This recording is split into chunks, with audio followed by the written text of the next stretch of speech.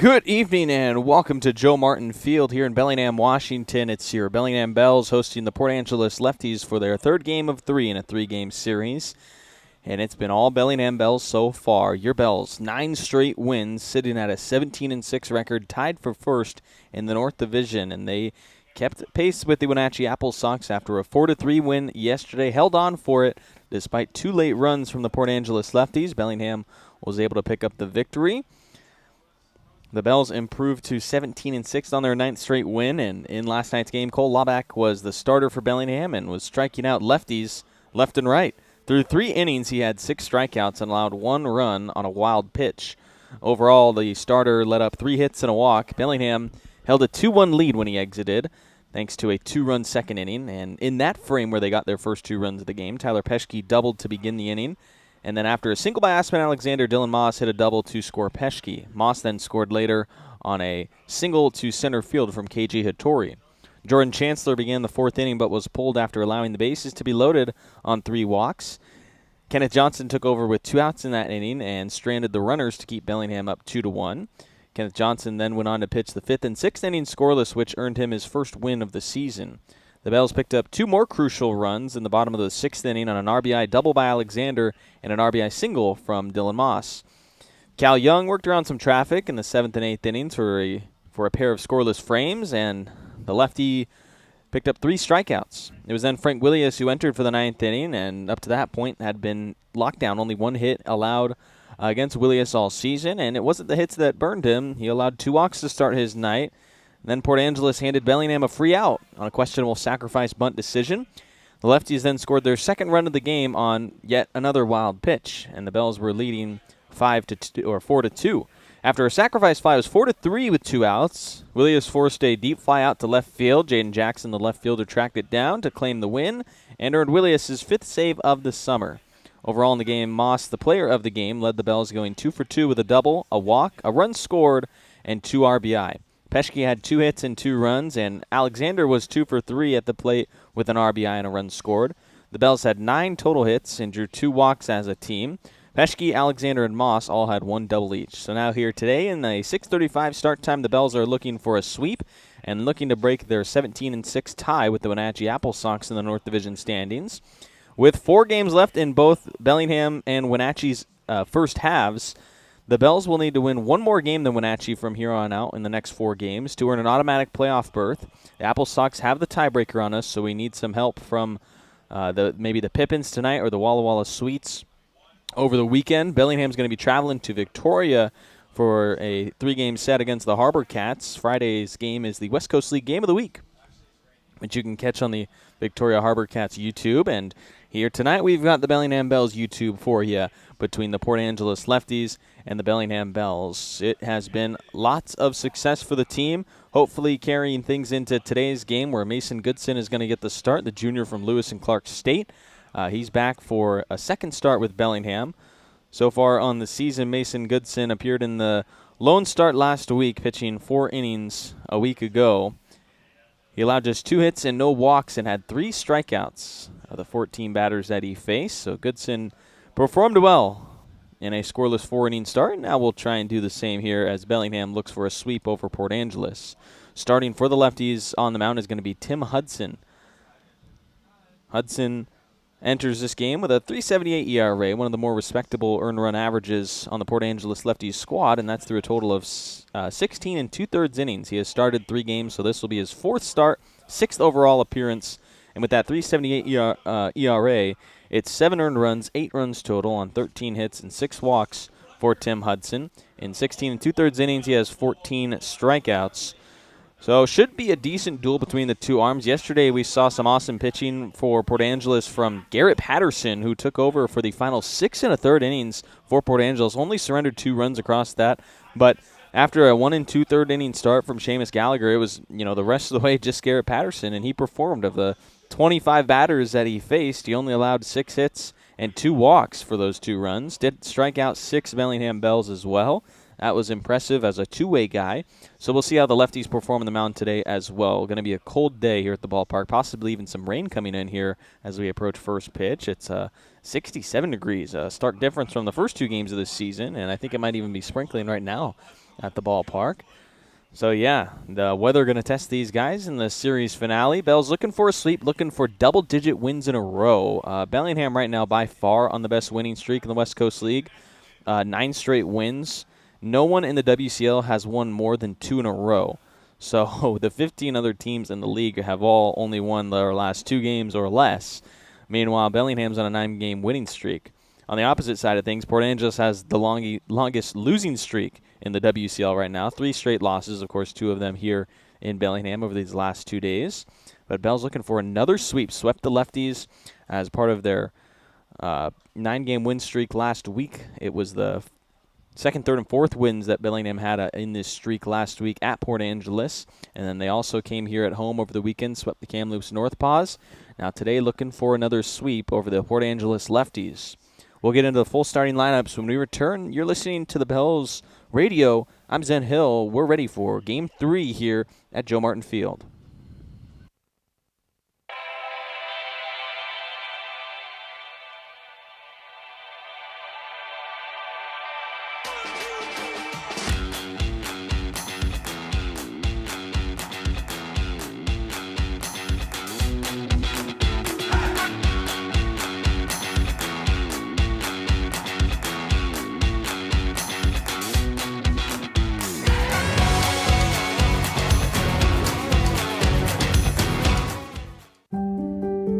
Have you had a fall, sprain, or break?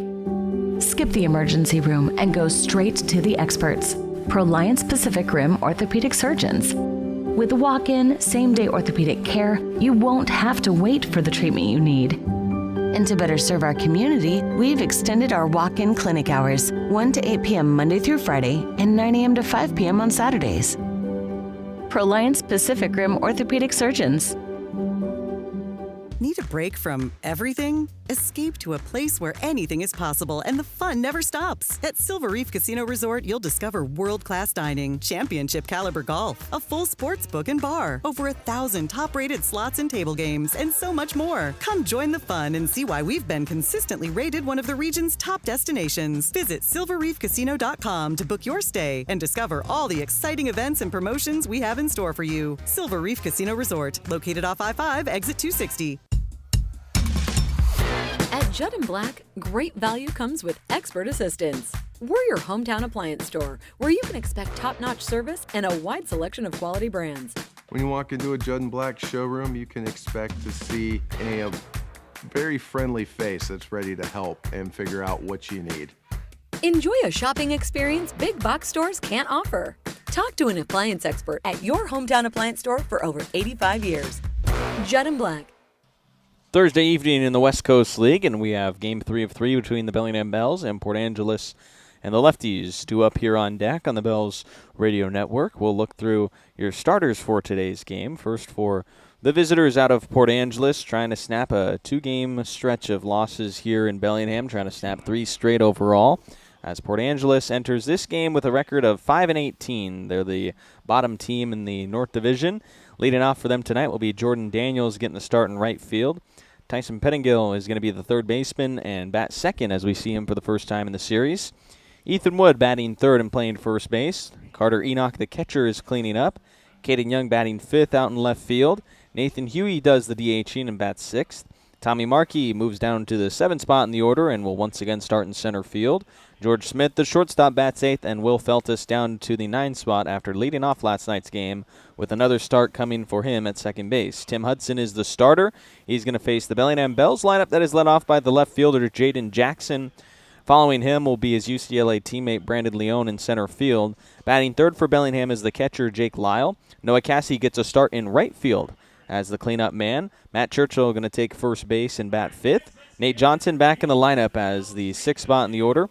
Aspen Alexander doing the DHing, batting 7th. Rashad Hayes has started shortstop here for Bellingham in the 8th spot. That moves KG Hattori to second base, finishing off Bellingham's lineup. And Mason Goodson as the starting pitcher out of Lewis and Clark State to go. So our duel today, Mason Goodson facing off against Tim Hudson, a Citrus College sophomore for Port Angeles, a junior Lewis and Clark State Warrior for the Bellingham Bells. Goodson getting his second appearance of the season with the Bells. Hudson, a bit more experience for him with the Lefties this summer. This will be his 6th appearance compared to just Goodson's 2nd. We'll see how they match up. Yesterday's win, a 4-3 victory for Bellingham. In game 1 of the series on Tuesday, it was 17-1 Bells. The offense a bit quieter last night, but still 9 hits and those 4 runs got the job done to take the series. Now they're looking for a sweep. Bellingham has won 9 straight games, and they're chasing Wenatchee. Right now tied with the Apple Sox at 17-6 in the North Division, but the Bells need to have a 1-game lead on the Apple Sox in order to claim that early playoff berth, because Wenatchee owns the tiebreaker via a head-to-head tiebreaker they claimed here in the home opening stand here at Joe Martin Field when the Apple Sox came into Bellingham and took 2 of 3. So Bells need some help from our friends down south who are facing the Apple Sox over the next 4 days. Bells also have to take care of business themselves, though. They'll look for a sweep today with 6:35 the first pitch. When we come back, we're set to go. What's up, Bells fans? Dr. Amar here from Everstrong Therapy, the sports and performance physical therapists and rehab professionals right here in Bellingham. We are so proud to continue being the official training and rehab partner of the Bellingham Bells, making sure our boys are safe and moving their best throughout the season. So remember, when you're ready to rehab like a professional athlete, come see us at Everstrong and we'll see you soon. Thanks so much, stay Everstrong, and go Bells.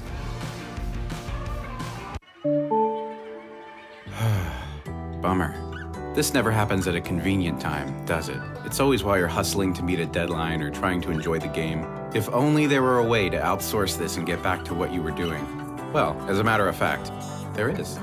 Team Technology is local and employee-owned, balancing ease of access with security and compliance for the cloud and on-premise systems of small and large businesses alike.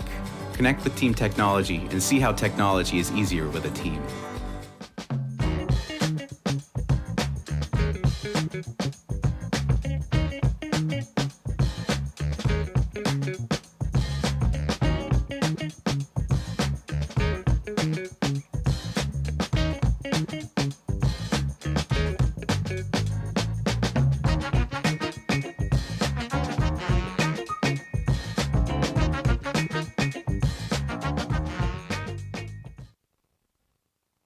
Washington homeowners are saving thousands of dollars on their energy bill by upgrading their home.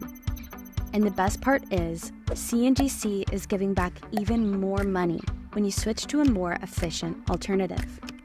So you can enjoy increased property value, a higher quality of life with better appliances, and greater comfort for your family. Scan this QR code or go to cngc.com and save money on your energy bill. And we are ready for our first pitch here live from Joe Martin Field, the third game of 3 between Port Angeles and Bellingham. 2 North Division teams matching up here at Joe Martin Field, and so far it's been all Bellingham. Mason Goodson now the right-handed pitcher set to take the mound as he gets his second start here at the Joe. So far on the season, he tossed a 4-inning start last week, only gave up 2 hits, did not walk a batter, and struck out 3 on his way to not allowing an earned run or a run at all. So Mason Goodson, the right-hander out of Lewis and Clark State, a good start to his Bells career. He'll try and continue it here against the Lefties, who so far in the series have struggled. Just 4 runs scored for them over the first 2 games. Meanwhile, Bellingham has scored 21 runs in their first 2 facing the Lefties. Bellingham riding a 9-game winning streak. Port Angeles trying to snap a 3-game losing streak. These games meaning a lot for Bellingham, who are trying to gain an early playoff berth as they did last year, as they did back in 2023. In order to do that, have to win 1 more game than Wenatchee, and it all starts here tonight, taking care of business against the Port Angeles Lefties. Last night, the starter, Cole Laubach, went 3 innings of just 1-run baseball, gave up 3 hits and 1 walk, and had 6 strikeouts. Laubach set the good tone for Mason Goodson, who will take things over facing Jordan Daniels, the leadoff man for the Port Angeles Lefties. Daniels back in the leadoff spot after last night batting 6th in the order. He led off in the series opener and was 0 of 2 in that spot before being pulled midway through that game. Now the sophomore from Citrus College, who's committed to Cal State Northridge, will get us started.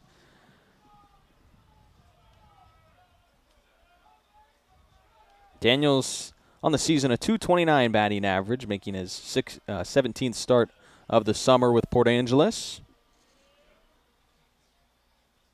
First pitch of the ball game to the catcher Jake Lyle as ball 1 missing to the right fielder. And underway here on this Thursday evening in the West Coast League. It's a cold day in Bellingham, 67 degrees. Wind blowing in towards home plate, sprinkling as well here in Bellingham. So could be a bit of a slippery day throughout this game with rain supposed to be falling on and off throughout the contest. Light rain, but still could affect things nonetheless. Mason Goodson, 2 straight misses. Bellingham in their all-white uniforms with the navy blue caps. The lefties with their blue tops, orange arm sleeves, and gray bottoms. 3 straight misses from Goodson.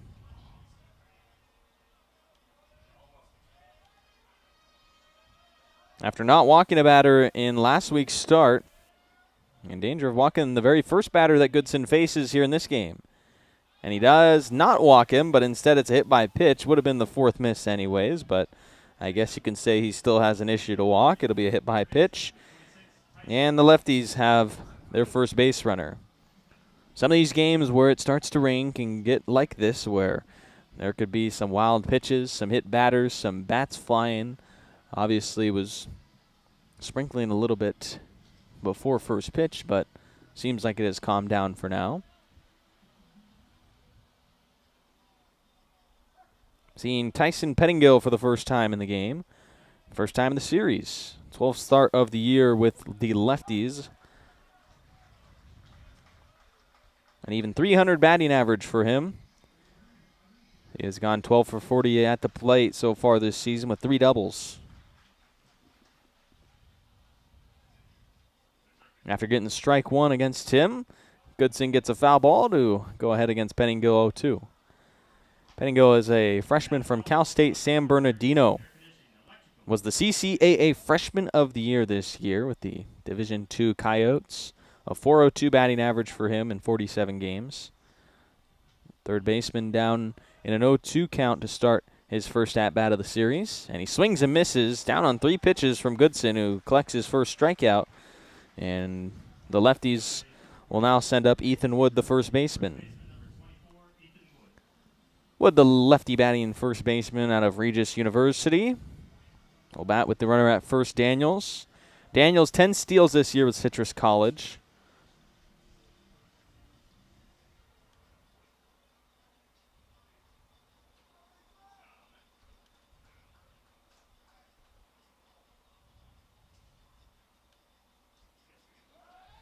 Pickoff throw back to first base. Daniels, 1 steal in a lefties uniform this summer.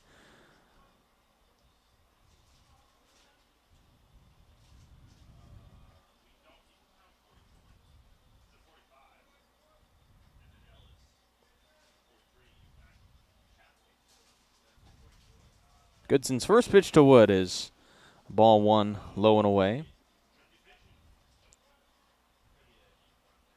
Port Angeles last season, 20-34.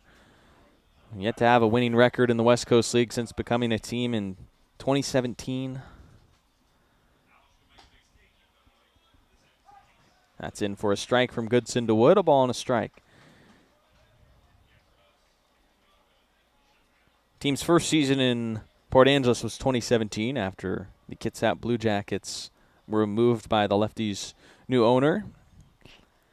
Blue Jackets were a founding team in the WCL from 2005 to 2016, but the rebrand from the Blue Jackets to the Lefties in Port Angeles, inspired by the sunset on the Strait of Juan de Fuca with the colors of blue, orange, silver, and white.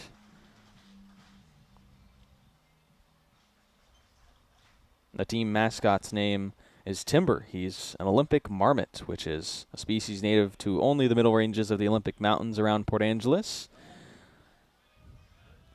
Bells, when they were out down in Port Angeles, took a routine trip up into those Olympic mountains. It's been one of the team bonding things that the squad does when they travel down to face the Lefties. 3-1 the count on Ethan Wood. Runner going on a foul ball for strike 2 and a full count against Ethan Wood. Bells and Lefties will play again this summer. This is already their 6th game played against each other, but Bellingham will host Port Angeles July 10th through 12th as well. It's the only team this season that Bellingham faces 3 times. Goodson with a payoff pitch. Jammed off the inside of the bat, slicing away from Hayes, the shortstop. A long throw for just the 1 out as Hayes makes the play. So Daniels moves up to second base, but there's 2 outs in the top of the first after that ground out from Wood.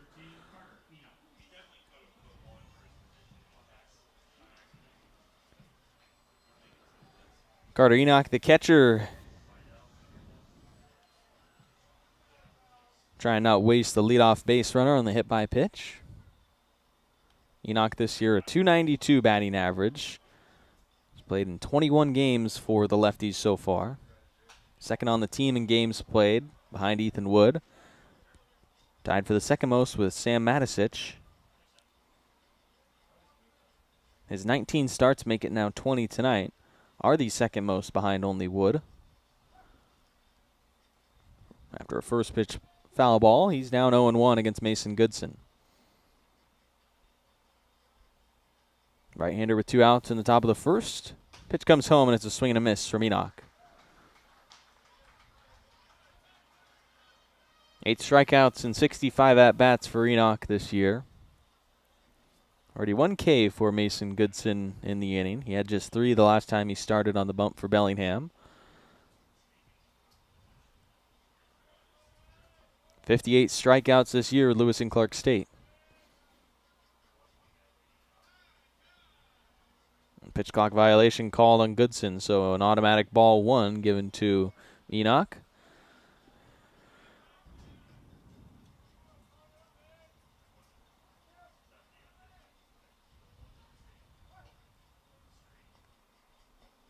It's an Iowa ball and 2 strikes on the catcher Enoch. Runner at second.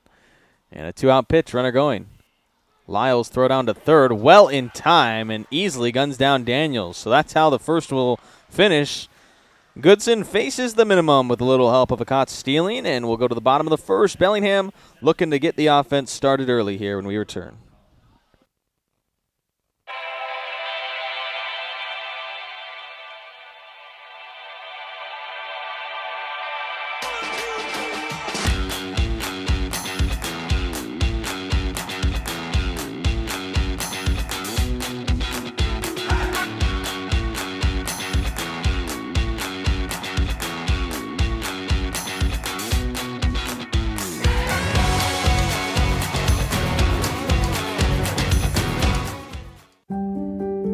Have you had a fall, sprain, or break?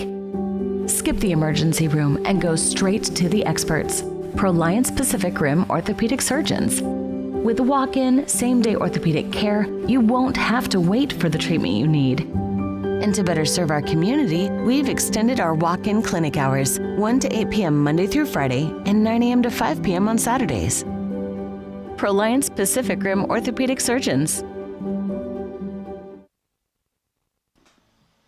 Bottom of the first inning in Bellingham, Washington. It's the 3rd game of 3 between the Port Angeles Lefties and the Bellingham Bells getting started here from Joe Martin Field. And we get a look at the starter, Tim Hudson for the Lefties, as the right-hander pitches in his 4th start of the season, 6th overall appearance with Port Angeles, and so far one of the best arms on this Lefties staff. A 3.78 ERA for him in 16 2/3. He has struck out 14 batters as well over that time.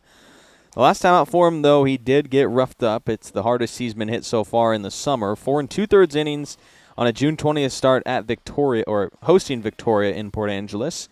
He surrendered 8 hits and gave up 6 earned runs. 2 homers off of him in that game, as the Harbor Cats went on to win it 8-7, but it was a no decision for Tim Hudson.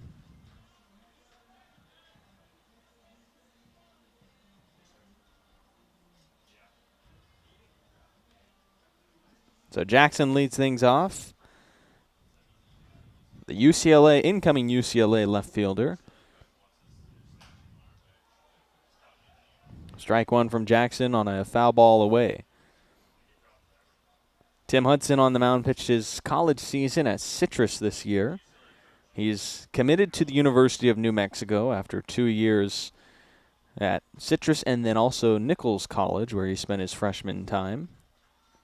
A total of 57 2/3 innings this collegiate year. 11 of his appearances were starts, and he came out of the bullpen twice.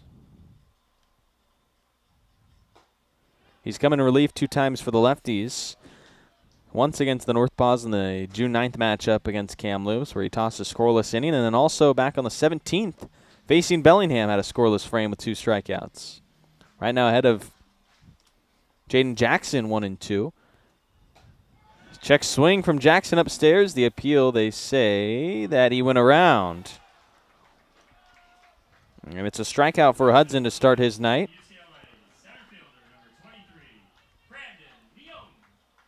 Brandon Leone is up, the incoming UCLA center fielder. Debuting with the Bellingham Bells throughout this series against Port Angeles. 3rd straight start for him. 2nd straight night where he has batted 2nd in the lineup. Lefty hitting center fielder out of the College of the Desert, following a .458 batting average year for him. Getting things started in the WCL, and he's jammed up to the 3rd baseman, Pettingill. Right by the coach's box for the 2nd out. And quickly 2 retired in the 1st inning for the Bells on offense. Jake Lyle, the sophomore out of Loyola Marymount, now coming to the plate with already 2 outs in the inning.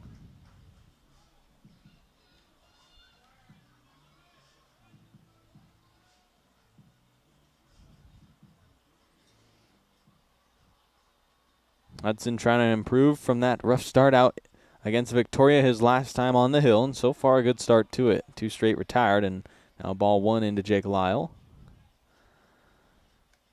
His other 2 starts this year, both 5-inning starts, one against Portland on the 4th, where he only gave up 1 run, and then another start on the 12th against Kelowna. Same thing, 1 run allowed.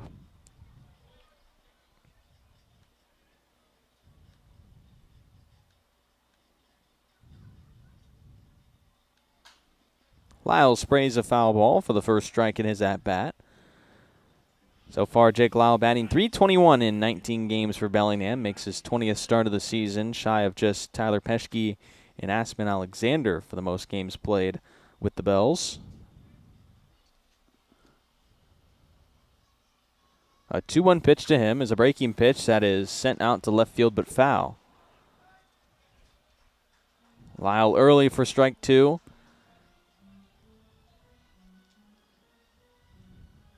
Lyle second on the team in home runs. He's got 3 of them. 1 triple and 4 doubles of his 27 hits. Slugging 500 even. 2-2. Breaking pitch, fouled back.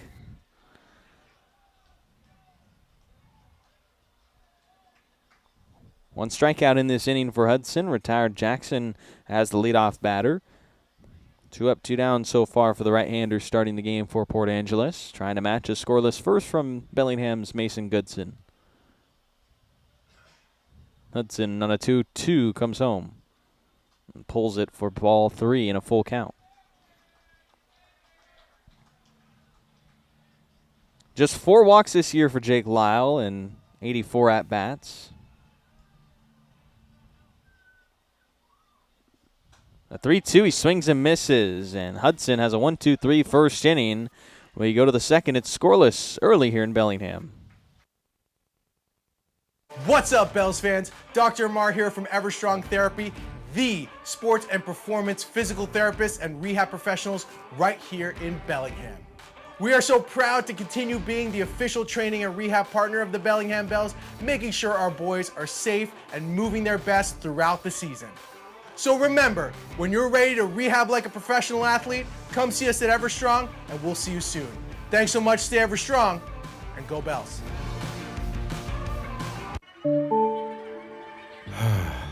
Bummer. This never happens at a convenient time, does it? It's always while you're hustling to meet a deadline or trying to enjoy the game. If only there were a way to outsource this and get back to what you were doing. Well, as a matter of fact, there is. Team Technology is local and employee-owned, balancing ease of access with security and compliance for the cloud and on-premise systems of small and large businesses alike. Connect with Team Technology and see how technology is easier with a team. Second inning, and Carter Enoch set to lead it off for Port Angeles after he was at bat when Jordan Daniels was thrown out. So it'll be Enoch leading things off in a fresh count against Mason Goodson, the Bells' starting pitcher, who picked up one strikeout and was able to wash away his hit by pitch that started the game. So now he'll face the heart of the lefties order for the first time. Carter Enoch, Caden Young, and Nathan Huey as the 4, 5, and 6 batters coming up for the visiting lefties. Carter Enoch, the freshman out of Saddleback College, doing the catching for the lefties. Taking a look at Bellingham's defense in the game, Nate Johnson is your third baseman. Rashad Hayes, the shortstop.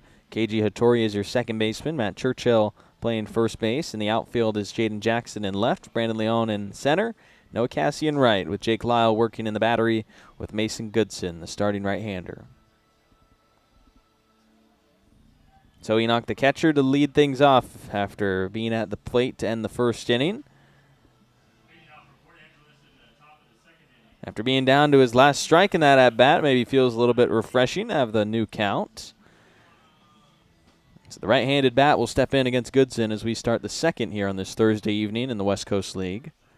Mason Goodson, a swing and a miss on his first pitch to Enoch for strike one.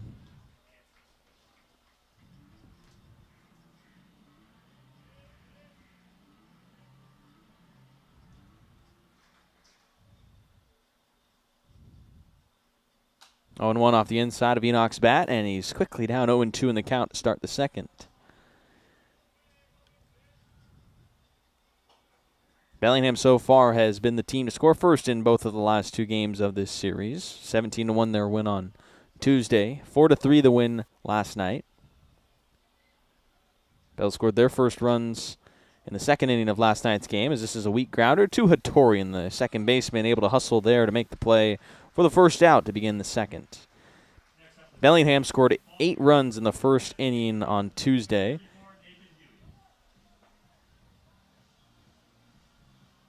Did not score in the first inning yesterday and got their first runs in the second. Port Angeles trying to be the team that takes the lead first here as they're trying to avoid a sweep, and the key to them starting that effort would be trying to get out in front of these Bells early. Caden Young, the left fielder for today's game, batting from the left side as he takes a pitch in the dirt for ball one. Young, a sophomore from Fordham University. .277 his average with the lefties through 14 games played with them this summer. As he takes an inside strike. And the 92-mile-an-hour fastball from Mason Goodson. Goodson, a pitcher that was nearly untouchable with Lewis and Clark State this year. He was third in all of the NAIA among starters with a 1.78 ERA. That was across 10 starts and 3 relief appearances for Goodson.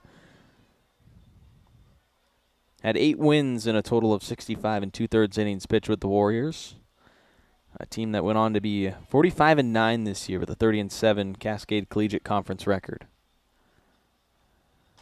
Swing and a miss from Nathan Huey, Caden Young, 2 balls and 2 strikes. Did I get that?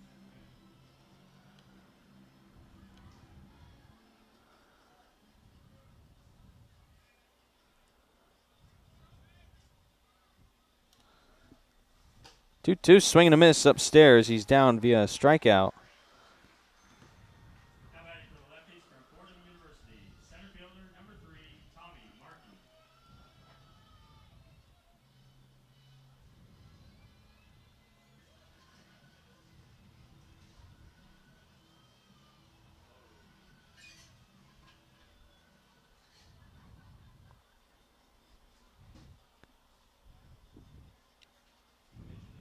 Up to bat is Tommy Markey, who takes a pitch high for ball one.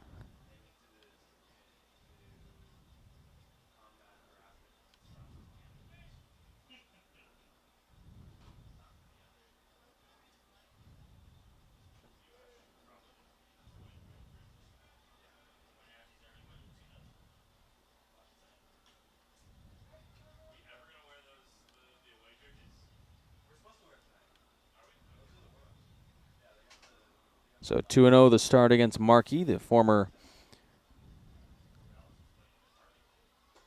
WCL All-Star.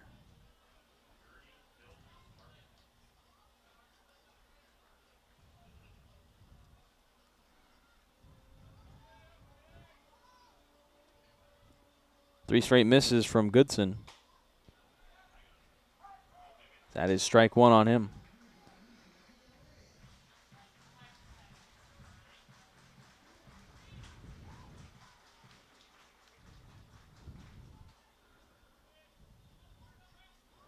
Three balls and a strike. Goodson yet to issue a free pass as a Bell. Gets strike one. So I was mistaken. First inning was not a caught stealing that finished the frame. It was actually a strikeout looking on Enoch. So with those two strikes, he was called for strike three instead of it being the put out at third. So it was Caden Young who hit the ground out to start this inning, and Huey who struck out. Now Markey grounds to Hayes, and the shortstop will finish a 1-2-3 second inning. So we'll go to the bottom of the second inning. Still scoreless in Bellingham as the Bells come up to bat.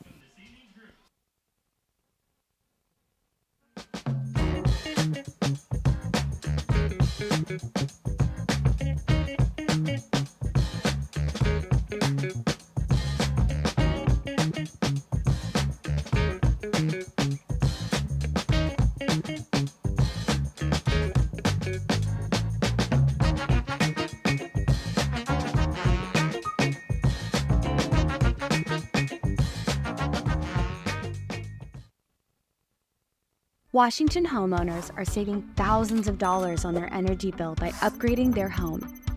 And the best part is, CNGC is giving back even more money when you switch to a more efficient alternative.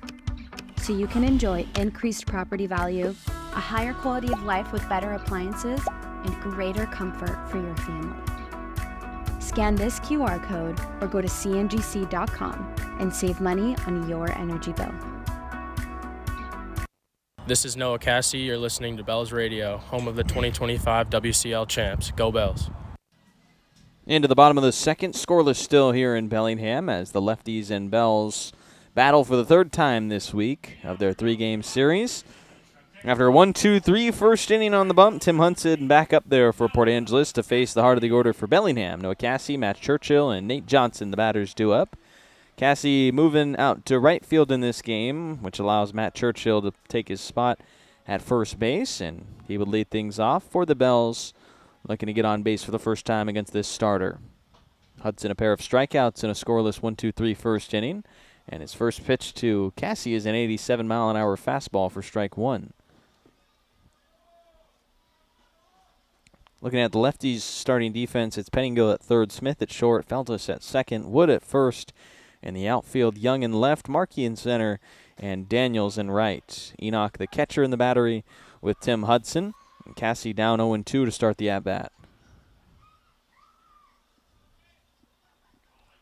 Cassie, the Texas A&M Corpus Christi Jr. 0-2 breaking pitch low that he doesn't chase. So a ball and two strikes on the three-time Bellingham Bell. Started his Bell's career as a 10-day guy in 2024, was a full-time player in 2025, and a key cog in the championship team that is back here for 2026. So breaking pitch misses up and inside for ball two to Cassie. A three-run homer day for Cassie back on Tuesday. Last night's game was 0-3 with a pair of strikeouts and only one walk. So he cooled off a little bit, but now he's gotten into a full count after falling down to two strikes. So 3-2 on the Bells right fielder.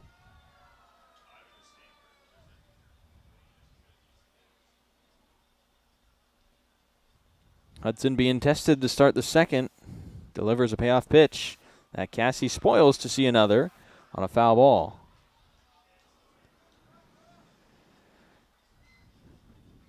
Last year, Cassie had .310 batting average in the West Coast League. This year has one-upped it with a .343 in 19 games. Another payoff pitch home to Cassie. And he flies foul again.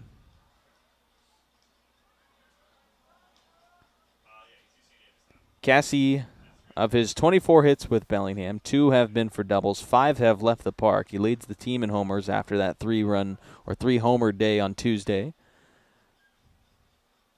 3-2, and he takes the leadoff walk. So Cassie reaches as the first base runner off of Tim Hudson to begin the second inning. Brings up Matt Churchill, who we saw off the bench earlier in this series during the blowout win on Tuesday, but Churchill getting a start at first base. Through his 18 games that he has played in Bellingham this summer, a .358 average. It would lead the team if not for Jaden Jackson dominating through his first 7 games. But if you want to take the larger sample size, Churchill is the team leader in batting average.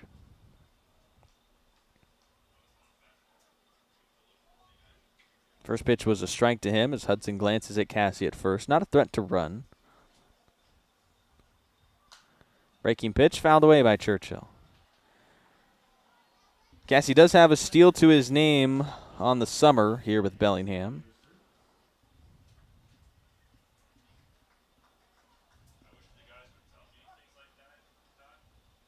No balls and 2 strikes. Hudson picks off to Cassie at first, where Ethan Wood, the first baseman, doesn't apply a tag.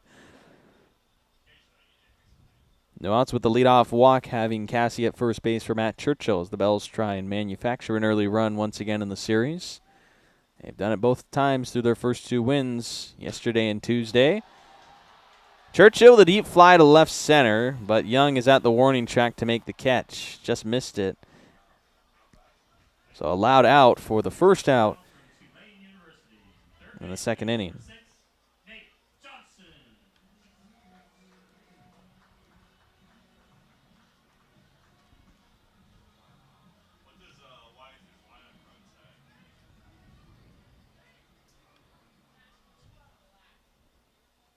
Nate Johnson, the third baseman, up. Sophomore out of Tulane. The third baseman nearly hit on the first pitch. It's ball 1 low and inside.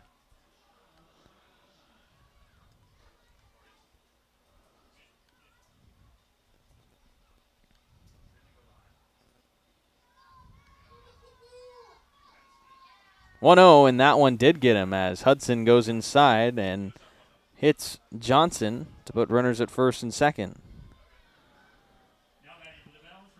And this is how some of these big innings have started for Bellingham. The free passes, the hit by pitches, and the walks. We know what the offense has done through this 9-game winning streak.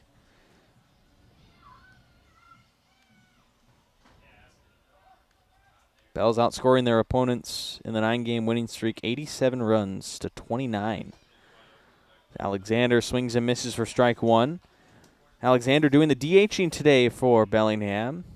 He's been on a tear as of late. Average all the way up to .352 as he makes his 20th start of the summer, 22nd appearance. First time that we've seen him be in the DH, though, and he's earned it, though, with the way he's swung so far the last couple of games. And it's been a week-long hot streak for Alexander ever since performing well out at Port Angeles a week ago. Did not cool off here at home against Kamloops, and so far in the series against the Lefties, a 3rd straight start. Looking to have an impact with his bat. Runners at first and second. In a 1-1 pitch, it's called a strike on the outside. Alexander in the first game of this series had 3 hits with 2 doubles and 2 RBI. Last night, Alexander 2 hits, an RBI, and a run scored.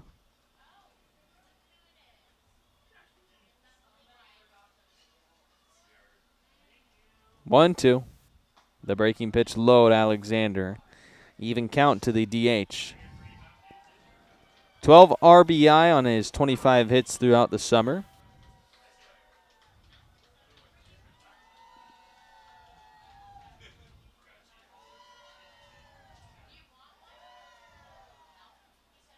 Hudson set for the 1-out pitch. Alexander takes the breaking pitch, dropped in for a strike, and he goes down looking. The 3rd strikeout for Tim Hudson, and a much-needed strikeout after allowing 2 base runners here. But now just in search of 1 more out to get a scoreless second. There's Rashad Hayes, the start at shortstop tonight, and he'll get his first at-bat. Hayes hasn't seen a ton of action in Bellingham. This will be just his 8th game played, but he has hit .333 as a Bell. Righty batting freshman out of Stanford. Headed into his sophomore season after just getting 14 at-bats this year. The first pitch that he takes is strike one. Leadoff walk to Cassie and a hit by pitch to Johnson, in danger of being wasted away in the second inning. Hayes trying to deliver a 2-out hit and 2-out RBI potentially. Get Bellingham on the scoreboard first.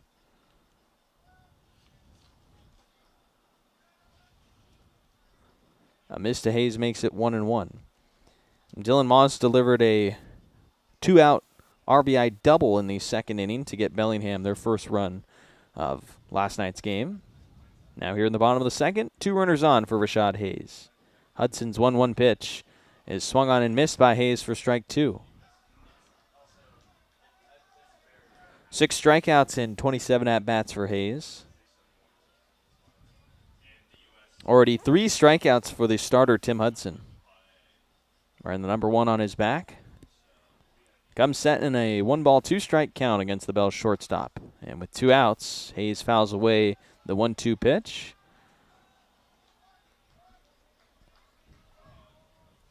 Reset for both righties.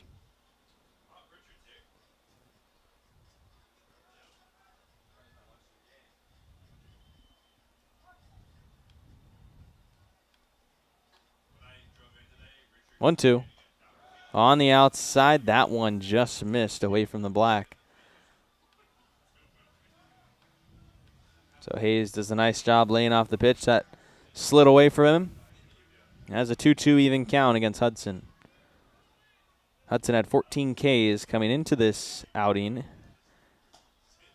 Misses to Hayes for a 3-2 count. His fastball was low and outside. 89 for Hudson on that pitch as he rode up the velocity a touch.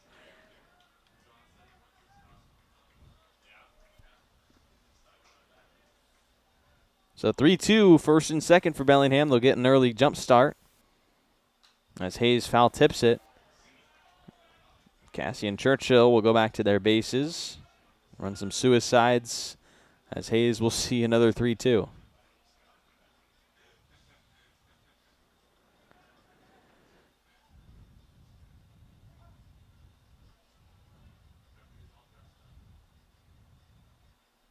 Another payoff home to Hayes. Spoils it again.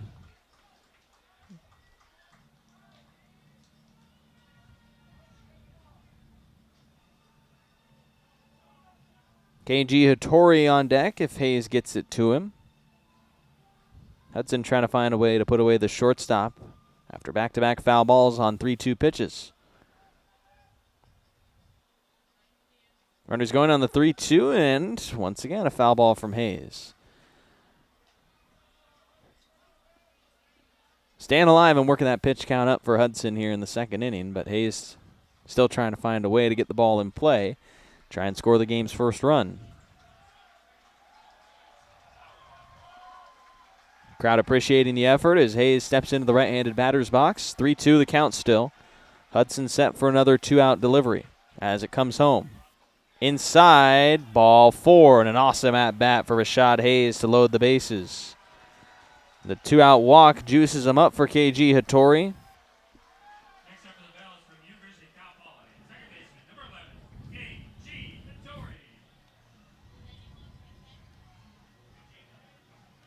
Hattori. Hattori batting .250 with Bellingham in 7 games that he has played with. The Cal Poly incoming freshman has been one of the more productive hitters, though, when it comes to driving in runs in his limited time. He's got 8 RBI on just 6 hits. He's found a way to bring in some runs on things aside from just base knocks, but here he'll have to do it with a hit. With 2 outs in the second, Bellingham has the bases juiced against the starter Tim Hudson via 2 walks and a hit by pitch.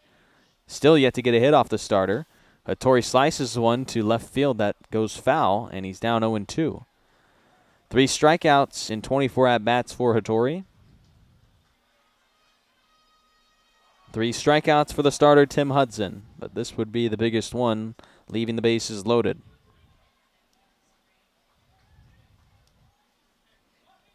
No balls and 2 strikes on Bellingham's starting second baseman. Top of the order, Jaden Jackson on deck. 2-out pitch from Hudson. Misses high to Hattori for ball 1.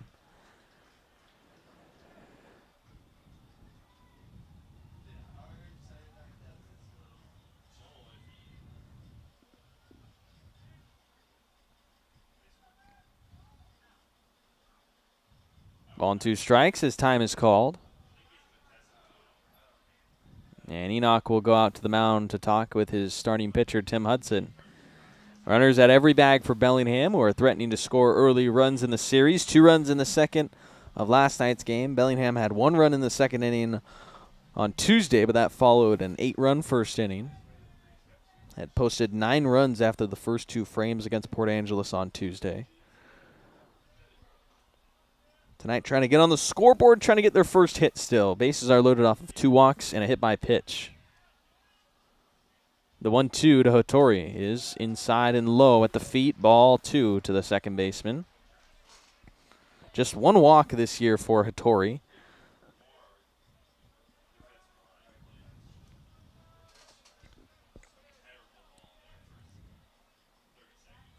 Two. Popped him up. Going to be in play for Enoch and Wood. Enoch, the catcher, calling it and gloves it for the 3rd out. So the base is left loaded in the second. 0s so far through 2 here in Bellingham.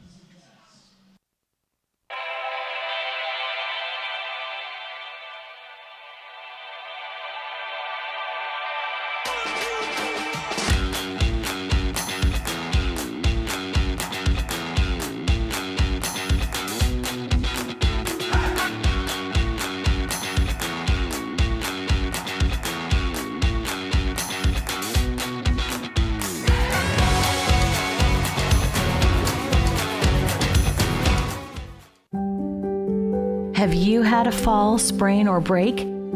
Skip the emergency room and go straight to the experts, Proliance Pacific Rim orthopedic surgeons. With walk-in, same-day orthopedic care, you won't have to wait for the treatment you need. And to better serve our community, we've extended our walk-in clinic hours, 1 to 8 p.m. Monday through Friday and 9 a.m. to 5 p.m. on Saturdays. Proliance Pacific Rim orthopedic surgeons. Third inning at Joe Martin Field, and the Bellingham Bells going to deploy a new pitcher, Mason Goodson, done after 2 innings in his start. He didn't allow anything really, just a hit by pitch. He had 2 strikeouts with no walks, no hits, and no runs given up. So David Weiser will take things over for him, as it's not even the first time through finished for Goodson as he exits. Weiser, the freshman from Stanford, faced just 3 batters in 1 appearance this year and didn't allow anything. He had 1 strikeout.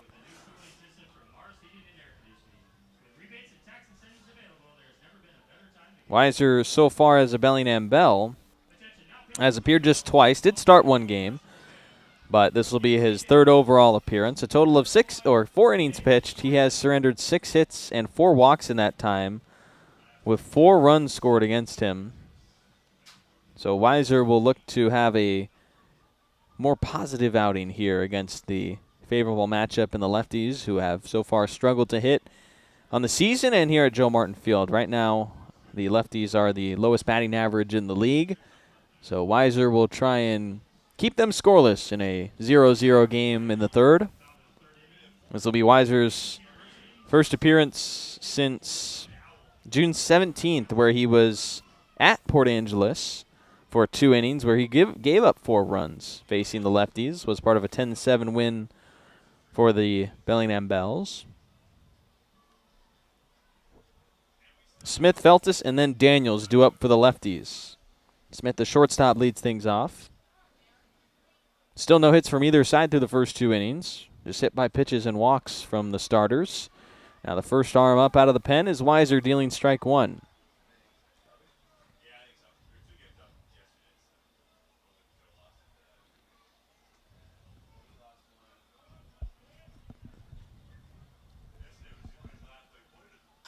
Oh, and 1 hit in play to the right side. Hattori, the shortstop, will retire the first batter in the 3rd. 7 straight sat down for Bells pitching against the Lefties. With one out in the third, it'll be Will Feltis. He's been on both sides of the lineup card, leading off yesterday, but back down in the 9 spot. Just his third game with Port Angeles, debuted on Tuesday. Lefty batting infielder, taking strike one low from David Weiser.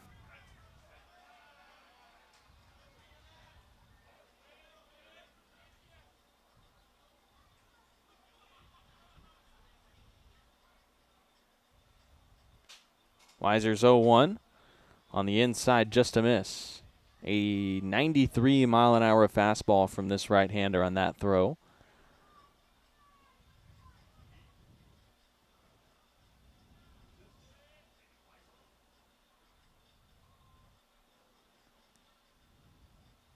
Ball and a strike to Feltis.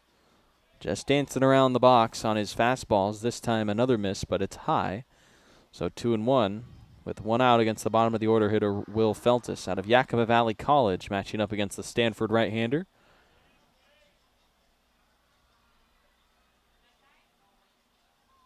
Two-one, way high and away. So Weiser trying to dial in the command. 3 straight misses on his four-seamer.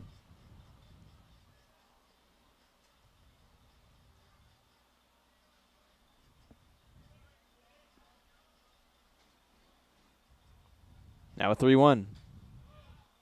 Inside for ball 4, and it'll be a 5-pitch walk on Feltis. And a one-out walk that turns the lineup card back to the top of the order in Jordan Daniels.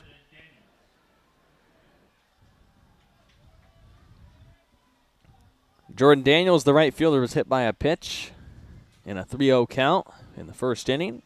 Was left on base in that frame. Weiser walking Feltis, who's now at first. Daniels had 48 RBI in 45 games this year for Citrus College. Oh, and he's hit again. Similar spot in the back and a bit of sass to his bat throw after that result. Now Port Angeles has 2 runners on via a walk and a hit batter.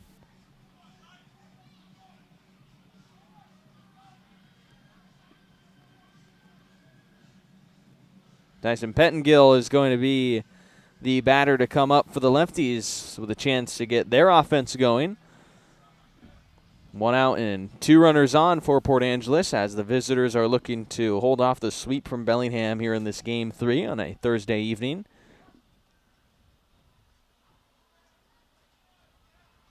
David Weiser in his first inning of relief coming out here for the third. 2 on as the pitch misses low and away for ball 1 to Pettengill. A strikeout swinging against the starter Mason Goodson for Pettengill in his first at-bat. One of the 3 strikeouts that Goodson had in his 2-inning start. An inside pitch gets away from Lyle, but the runners will stay at first and second. Didn't read the ball good enough to jump on it.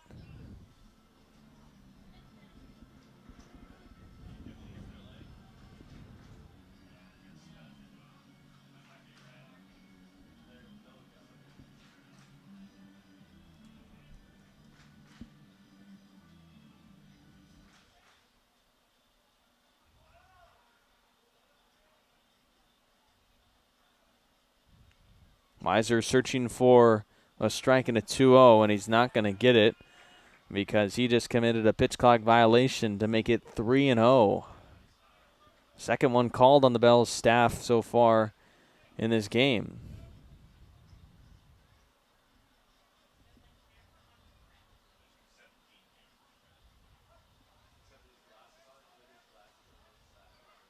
So 3-0.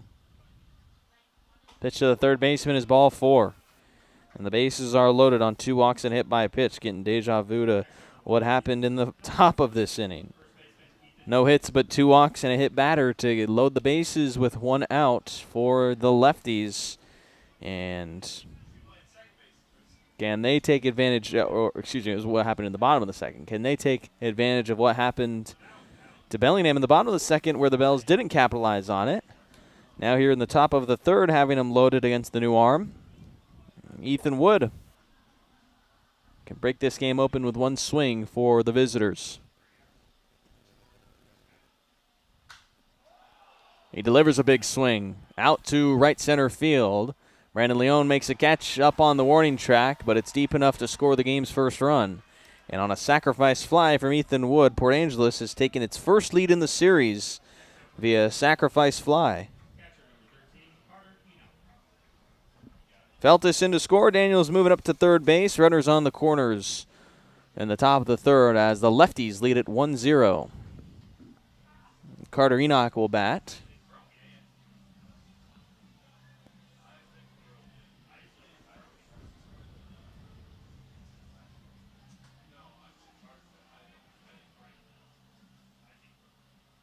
So with 2 outs, the catcher up after striking out looking in his first at-bat. 1 run in to score for Port Angeles. First and third for the visiting team as David Weiser in his first inning of relief has surrendered the game's first run. And he misses inside to Enoch on his first pitch for ball 1.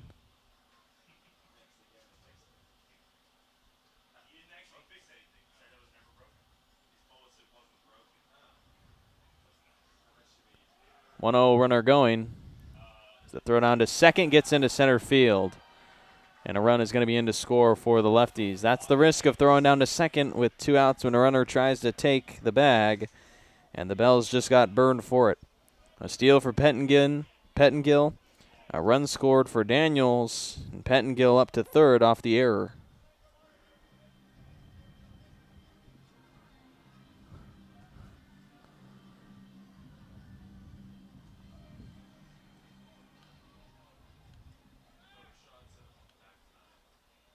So now 2-0 the lead for the Lefties taken here in the third off of David Weiser. The foul ball from Enoch for a strike.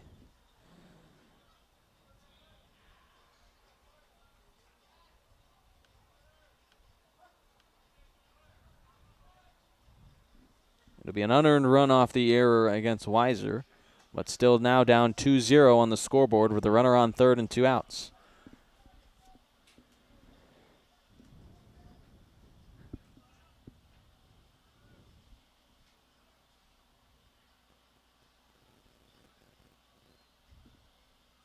Three to 1 as Weiser pitches. It's fouled back from Enoch for a full count. 3 balls and 2 strikes. 2 runs in here in the third inning. After 2 walks and hit by a pitch, loaded the bases. A sac fly scored the game's first run. And an error by the catcher Lyle doubled the Lefties' lead. Now a payoff pitch to Enoch. Bouncing up the middle. It'll be the shortstop Hayes with the play. A high throw that Churchill got to on a stretch. The towering first baseman able to get the Bells out of the inning. 2 runs in for Port Angeles, and they have their first lead of the series heading into the bottom of the third.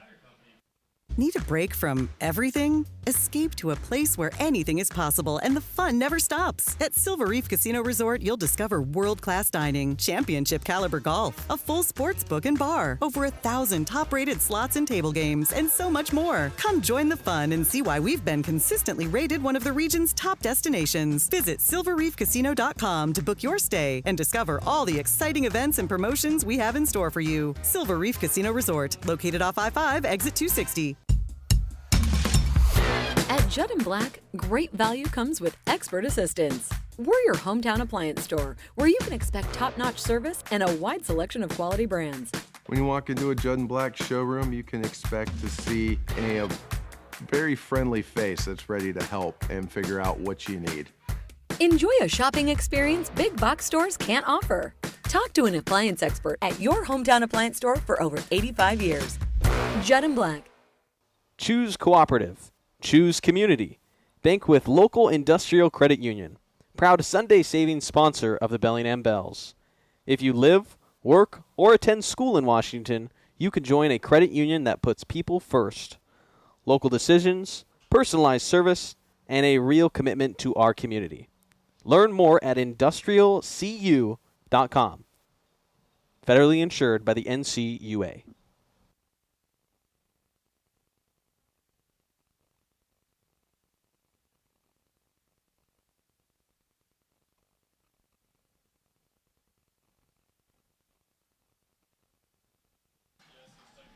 Bottom of the third inning in Bellingham, and Port Angeles with an early lead. 2 runs in the third, with a sacrifice fly and an error scoring the first 2 for the Lefties. And now Bellingham playing catch-up for the first time in the series, as it'll be the top of the order trying to do just that, catch up, as Jaden Jackson leads things off after striking out in a check swing in the first.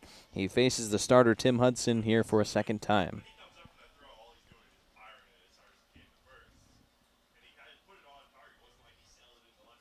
So a 1-0 misses to Jackson, 2-0. This should be good to get the leadoff man on in the third. Get things started with your best batters coming up. Jackson, soft fly ball to Daniels in right, and that'll be the inning's first out.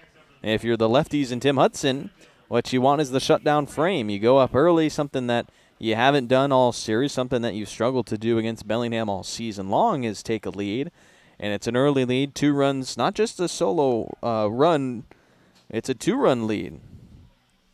Tim Hudson, the starter, trying to keep Bellingham in check as it goes through the second time through the order. Brandon Leon popped up to the third baseman Pettengill. Now he will bat with 1 out in the bottom of the third. Takes a breaking pitch for strike 1.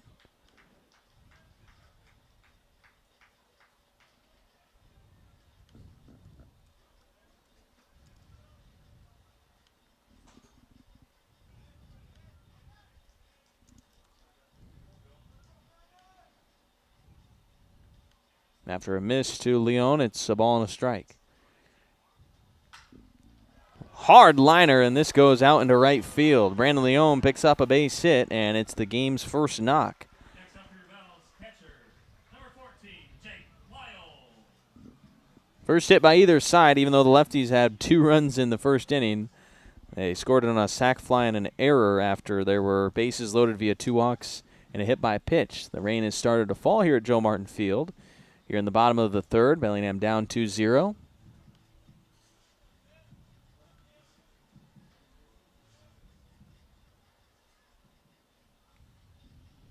Jake Lyle up to bat as the tying run.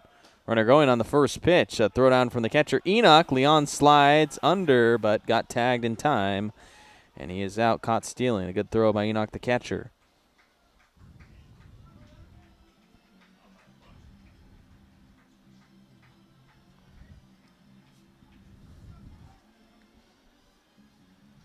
So base is now empty despite the single from Leon. Jake Lyle taking a strike 1. First pitch to him was a miss, 1-0.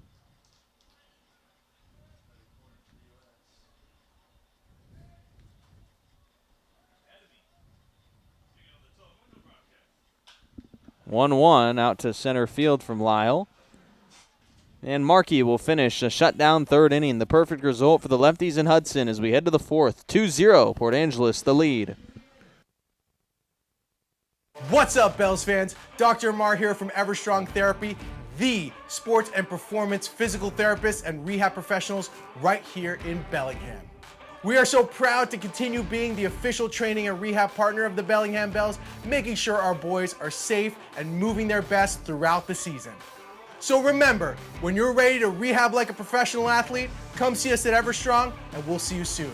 Thanks so much, stay Everstrong, and go Bells.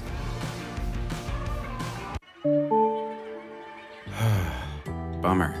This never happens at a convenient time, does it? It's always while you're hustling to meet a deadline or trying to enjoy the game.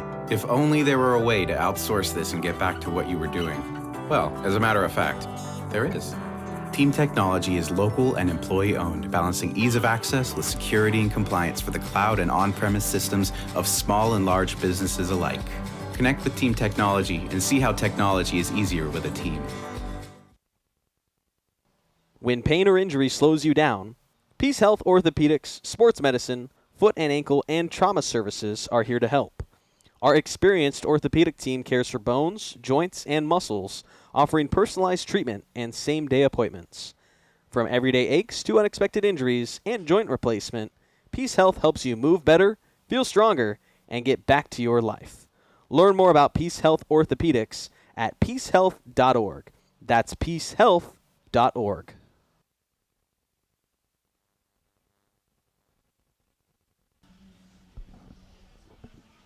Back in Bellingham, Washington for the 4th inning of our ball game. The rain really starting to fall now here at Joe Martin Field. A 2-0 lead for the Lefties.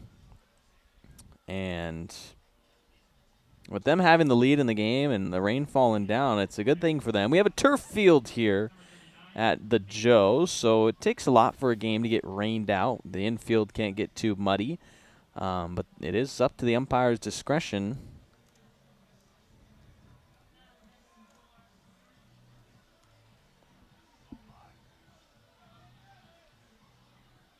Caden Young will lead off the 4th inning. David Weiser pitching in the 4th as the right-hander throws strike 1. In the West Coast League, a game is official or can be actually counted on a record if it reaches at least 4 4.5 innings. That's with the home team ahead, but 5 full innings if the home team was down. So this game would have to go 5 full before it's called off. There is games that could be suspended where they're resumed later. It could be games where there are no contest, and that's where they would end earlier than the 5 innings. Suspended games are only if it is tied. They would be completed at a later date, which wouldn't be hard because we mentioned the 10th, 11th, and 12th. These two teams go head-to-head again here in Bellingham.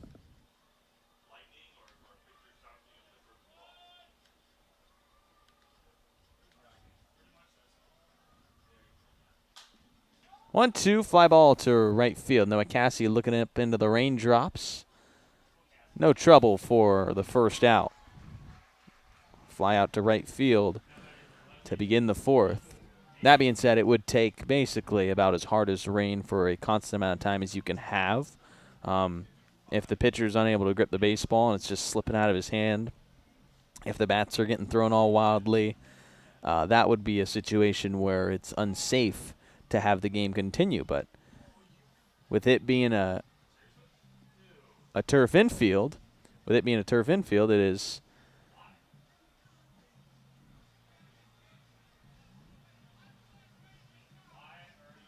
whoa.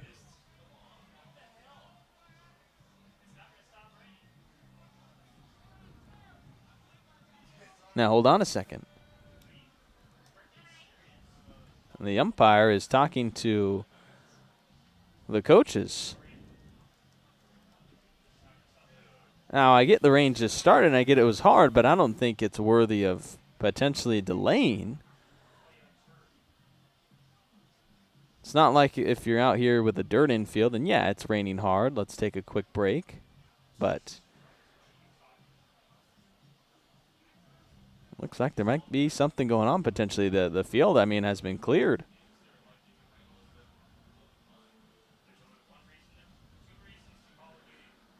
No lightning. The rain is not hard enough.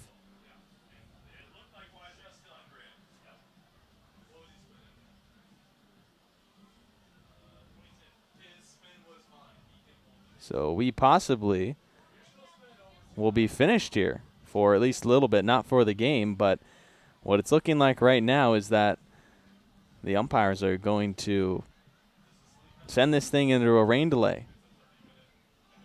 It's a 30-minute minimum as far as having delays, so the thing is that the rain would have to stop enough for the game to resume. It's not like a lightning thing where you have to wait until the last strike, 30 minutes to reset it. It just seems like a quick trigger here.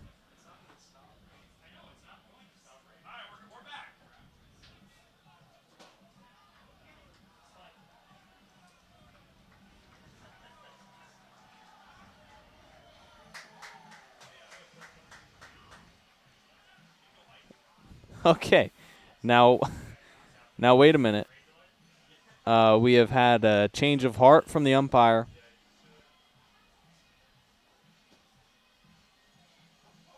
After some discussion with the Bellingham Bells head coach Alan Regier, looks like baseball will continue.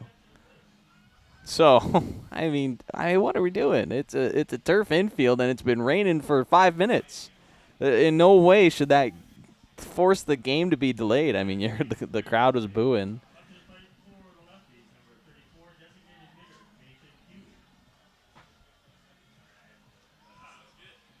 All right.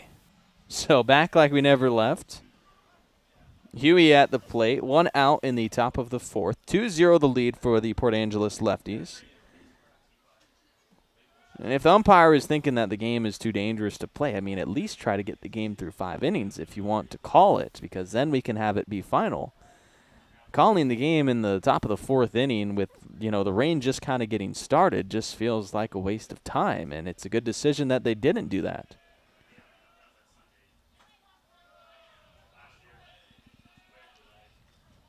2-0 on a pair of misses to Huey the DH, and you got a feel for David Weiser, kind of thrown through the ringer as far as in relief here.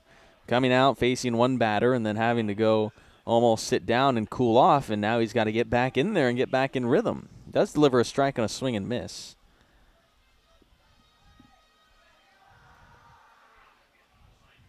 Weather obviously becoming a factor here in many ways, but Weiser's still trying to grip that baseball as a grounder is hit to KG Hattori at second base, and a high throw is the inning's second out. So 2 down in the top of the 4th. Still 2-0 the lead for the Lefties.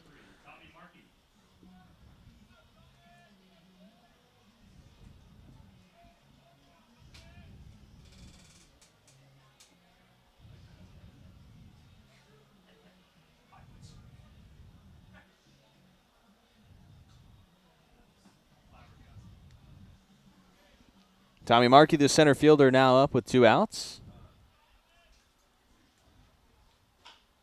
First pitch hit it foul off himself for strike 1.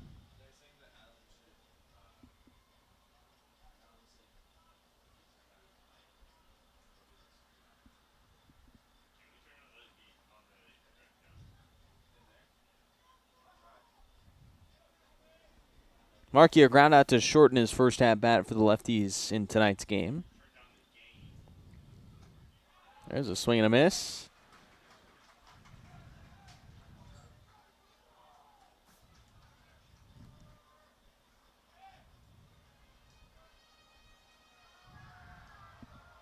No balls and 2 strikes as Weiser looks for a 1-2-3 inning. Markey offered around. They appeal, and they say he doesn't go. Bell's infield was already headed towards the dugout.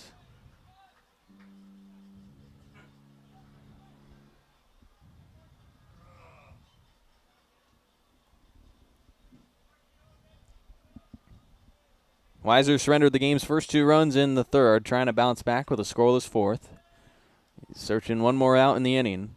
Ball and 2 strikes on the center fielder, Tommy Markey. Weiser's pitch is bounced in the dirt for ball 2.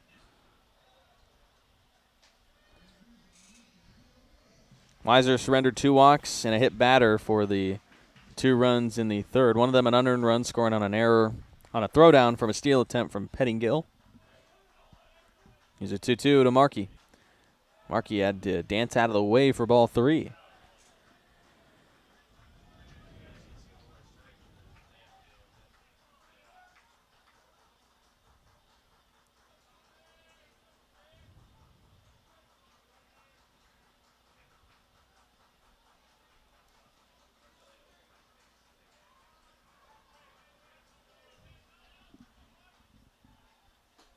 Three-two, and it misses high. Markey takes his walk. Third walk issued for Weiser in relief. And George Smith, the shortstop, up as the Lefties extend the top half of the 4th inning.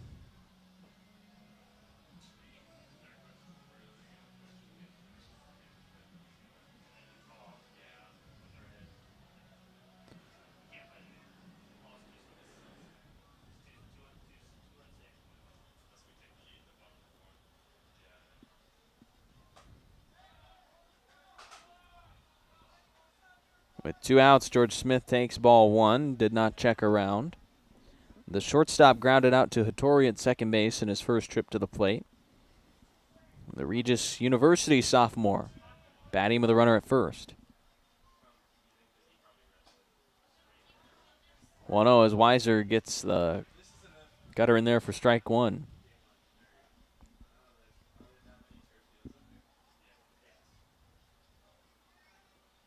No hits off of Weiser so far as he's in his 2nd inning of relief, but 2 runs against him. It's been the walks that have burned him.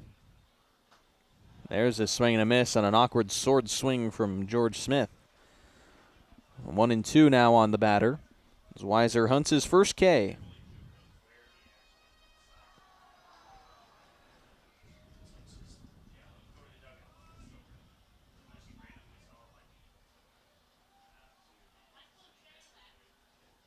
One, two, check swing, and he goes around. So there's the strikeout to finish the fourth. 3.5 way done with a 2-0 lead for the Lefties in the bottom of the fourth. What's up, Bells fans? Dr. Amar here from Everstrong Therapy, the sports and performance physical therapist and rehab professionals right here in Bellingham. We are so proud to continue being the official training and rehab partner of the Bellingham Bells, making sure our boys are safe and moving their best throughout the season.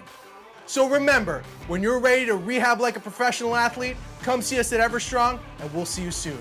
Thanks so much, stay Everstrong, and go Bells.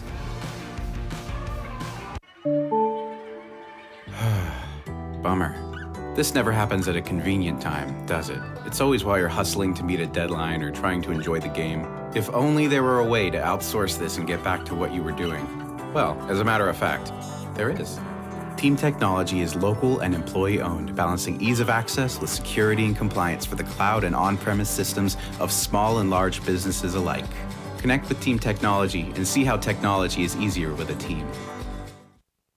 Choose cooperative. Choose community. Bank with Local Industrial Credit Union. Proud Sunday savings sponsor of the Bellingham Bells. If you live, work, or attend school in Washington, you can join a credit union that puts people first. Local decisions, personalized service, and a real commitment to our community. Learn more at industrialcu.com. Federally insured by the NCUA. Back at Joe Martin Field for the bottom of the fourth inning here in Bellingham. It is what turned into a rainy Thursday here at the Joe. The rain was falling down a lot in the top half of the fourth. Umpires almost, called for a rain delay here in our all-turf field, but we're still live. And 2-0 is the lead for Port Angeles as Noah Cassie bats. First pitch, he sends to center field on a fly ball to Tommy Markey. And after it travels through the rain and air, Cassie will be retired for the first out in the bottom of the fourth. It's Tim Hudson handling a 2-0 lead for the Lefties on the mound. As the right-handed pitcher so far, yet to allow a run with just 1 hit surrendered, 2 walks issued, and 1 hit batter. Matt Churchill had a well-struck flyout to left in his first at-bat. First pitch is inside, a bit wild into Churchill as it bounced off of Enoch, the catcher's glove. It's the 4, 5, and 6 hitters coming up for Bellingham. Same string of batters that batted in the second. And in that inning, Bellingham loaded the bases with 2 outs, but could not convert any runs and find themselves down 2-0. Churchill finds himself ahead in the count, 2-0 against the starting Port Angeles lefty, Tim Hudson. Hudson, a right-handed pitcher for the Lefties. 2-0 breaking pitch caught the inside against Churchill, and they say it's strike 1.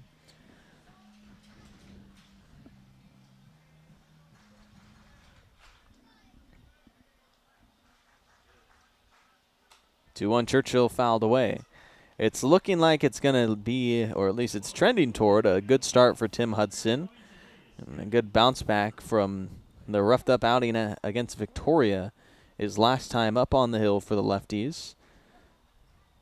Just 1 earned run before his 6 allowed on the 20th against Victoria. As Churchill sends a massive fly ball off the left side.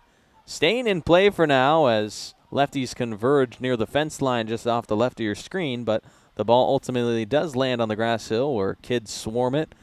Families still sticking around here trying to wait out the rain possibly. The weather that I have says it's going to stop at 8:12 p.m. and it's 7:45, so that sounds like about a half hour of straight rain. 2 balls and 2 strikes coming to Matt Churchill as he takes called strike 3.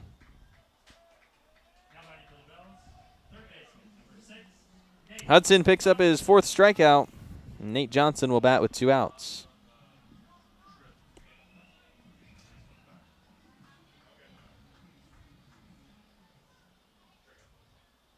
Johnson was hit by a pitch in the second.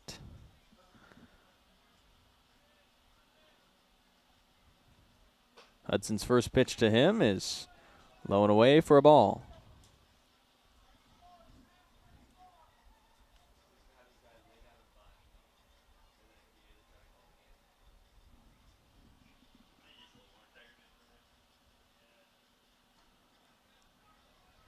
One and 0, low and inside for ball 2.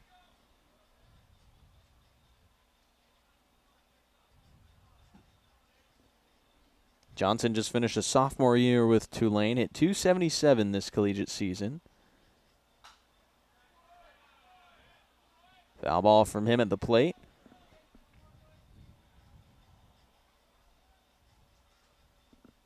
Comes from a very athletic family down in California. His father, Kevin Johnson, played in the Montreal Expos farm system, made it up to single A. His twin brother, Nolan, plays at Duke. His brother, Jack, is a teammate of him at Tulane. Brother named Jack Johnson. I wonder if he makes good music. 2 balls and 2 strikes on Nate Johnson with 2 outs. This one roped out to right field. Daniels, the right fielder, though, in to get it. And that's a 1-2-3 fourth pitched by Tim Hudson. We go to the 5th. It's 2-0. Port Angeles leading your Bells here on a rainy Thursday evening.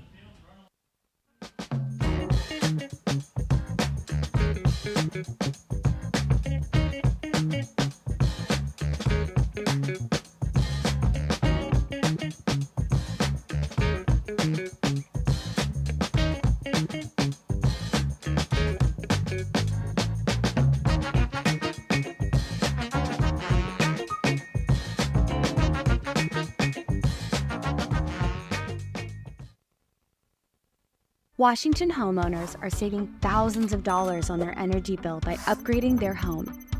And the best part is, CNGC is giving back even more money when you switch to a more efficient alternative. So you can enjoy increased property value, a higher quality of life with better appliances, and greater comfort for your family. Scan this QR code or go to cngc.com and save money on your energy bill. Puget Sound Energy is thrilled to team up with the Bellingham Bells for Community Wednesdays this season. Every Wednesday home game at Joe Martin Field, PSC and the Bells will celebrate a featured Whatcom County nonprofit with a $2,000 donation. Come out to the ballpark to cheer on the Bells while supporting these amazing organizations that make our community stronger. Together, we're building a better Whatcom County. See you at the field. Go Bells. So a Lewis and Clark State pitcher got us started in this game with Mason Goodson, and after 2 relief innings from David Weiser, the Stanford right-hander, it's now a Lewis and Clark State right-hander. Zach Elsos taking over for Bellingham. As the right-hander will pitch in the 5th with his team trailing 2-0 as the Port Angeles Lefties are trying to avoid being swept here at home, trying to end a 9-game winning streak of the Bells, and right now in control of the lead, but still just early in this game. Elsos entering for his 6th time out of the Bellingham Bells bullpen. So far, a 3.48 ERA for the sidearm throwing right-hander and a total of 10 1/3 innings pitched for Elsos.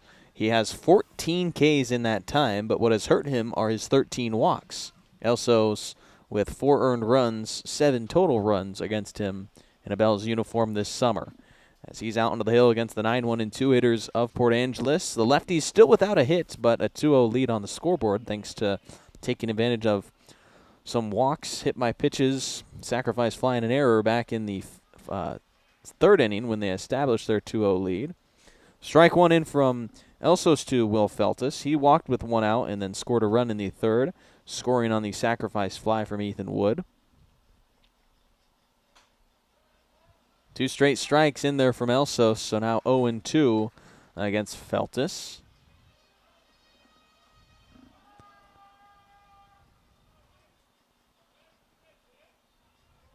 Rain is lightened up at Joe Martin Field.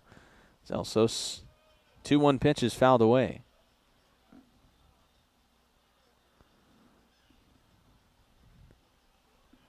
Elsos a 90-mile-an-hour fastball that Feltus just got a late swing off on.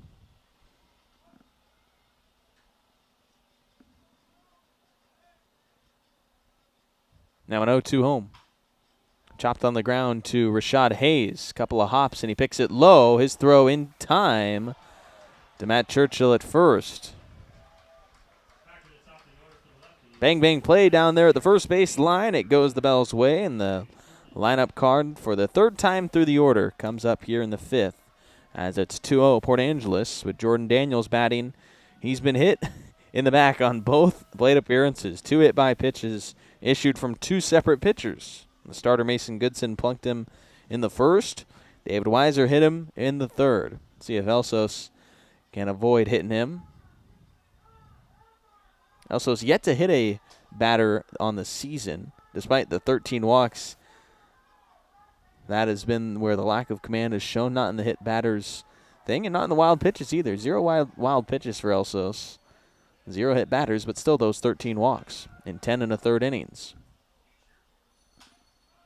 This shot to right field, slicing towards the foul line, and just about 2 feet foul from Daniels, as Cassie couldn't run it down in time to grab the second out. So it will just be a strike on Jordan Daniels at the plate. A ball and a strike for him facing Elsos.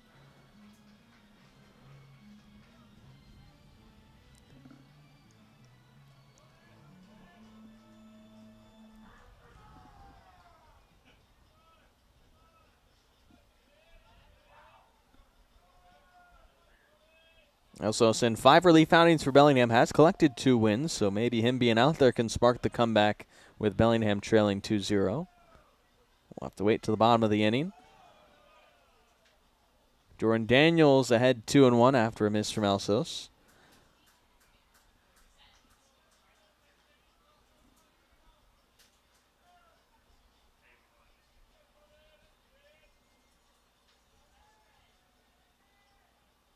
Now a 2-1. A high miss from Elsos, ball 3. Daniels trying to reach for the third time in this game. The first time where it would feel a little bit more rewarding than the 2 hit-by pitches. Although he did go on to score a run in the third inning off the error from Jake Lyle in that frame.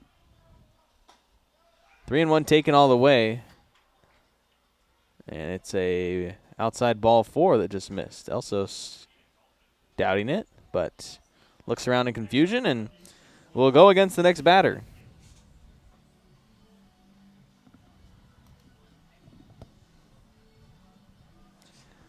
Pettengill walked in the third, struck out in the first. He was the batter stealing second when Jake Lyle's throw was mishandled at second base, and it helped the Lefties double their lead, and it still holds a 2-0 lead for them after that. 2-0 lead the top of the fifth right now for Port Angeles over Bellingham. After 2 straight wins from the Bells to begin the series, the Lefties trying to avoid a sweep, and it would end a 9-game winning streak for Bellingham. After a foul ball from Pettingill, it's a ball and a strike on him.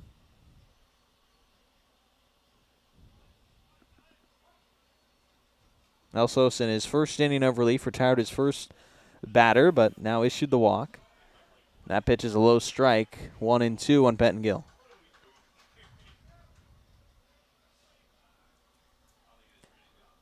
Four strikeouts for Mason Goodson and David Weiser combined. Elsos the third arm to pitch for Bellingham in the game. On a 1-2, the runner going, a swing and a miss. And it'll secure, oh no, it was actually a foul tip that Lyle did not glove, so it keeps Pettingill alive. So the hit and run situation nearly resulting in a strikeout, but instead, after Pettingill got a piece of it, it'll remain 1-2.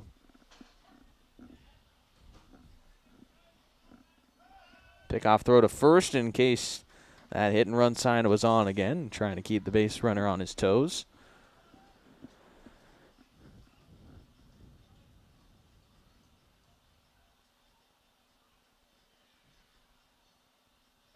Now a throw to first again after Daniels starts leaning off of first, trying to get an early jump off of Elsos. Lyle, the catcher, doing a good job to turn down the glove and give Elsos the sign to throw over. Fastball misses wide. Gloved by Lyle to keep the runner at first. 2 balls and 2 strikes.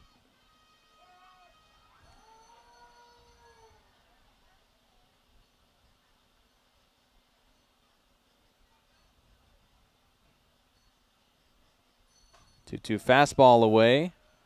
And now a full count on the third baseman.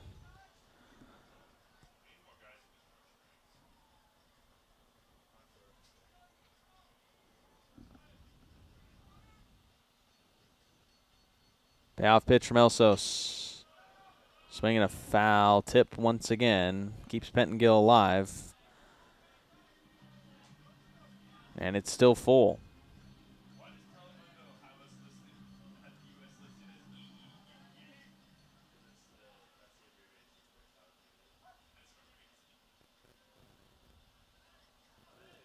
Three-two. There's a swing and a miss, and Elsos gets the strikeout.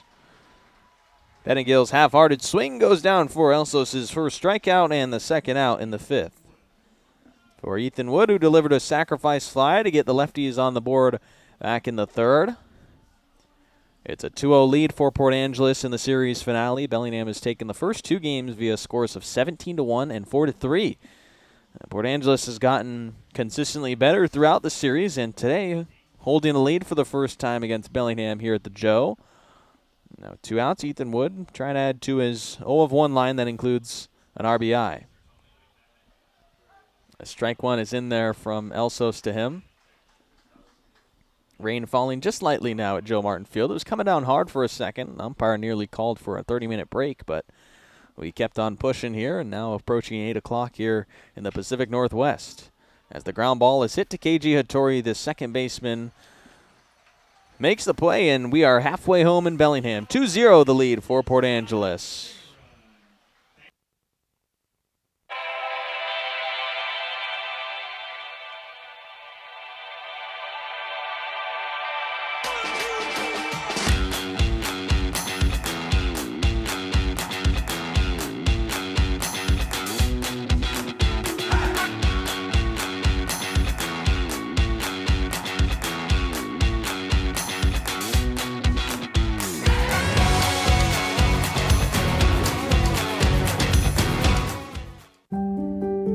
Have you had a fall, sprain, or break?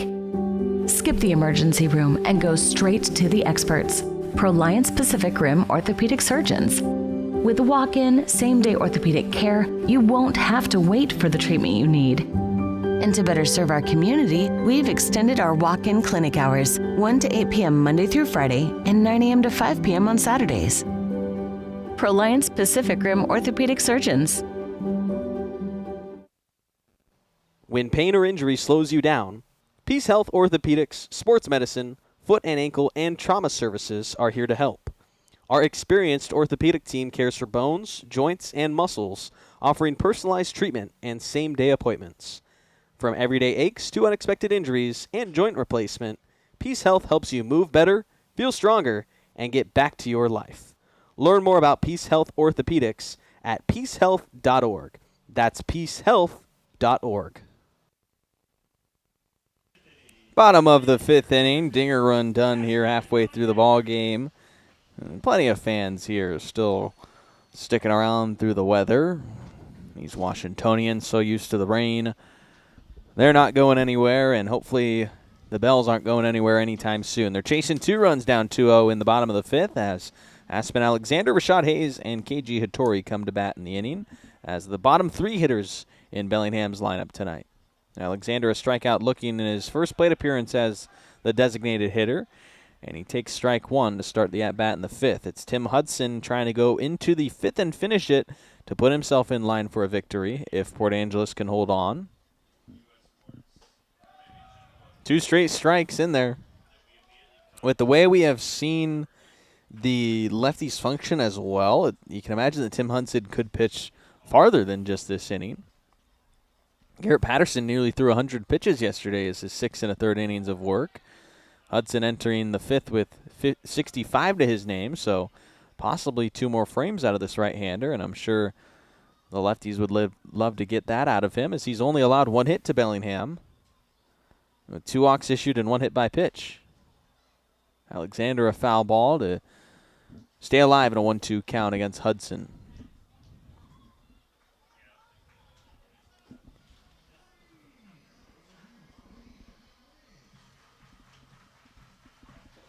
Alexander a deep breath. The right-handed batter trying to get the bottom of the fifth started for Bellingham. Upstairs on a 1-2.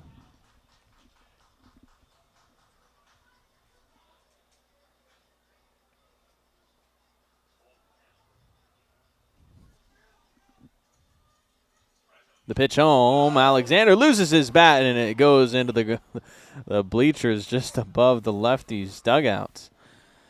And that's the type of thing where we talk about the game becoming too dangerous.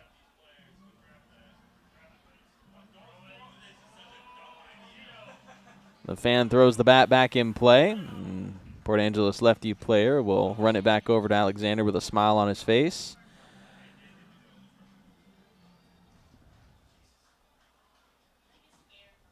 Alexander getting his hands more sticky to hold on to the bat. It was a foul ball, so he stayed alive. It wasn't a swing and miss strikeout that he threw the bat on. Made contact. But still 2-2. Oh, nearly got him as the breaking pitch was above Alexander's head. Had to duck out of the way, and now it's 3-2.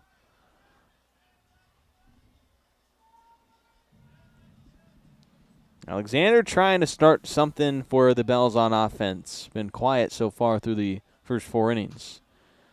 Foul ball from Alexander, and he'll see another 3-2 pitch.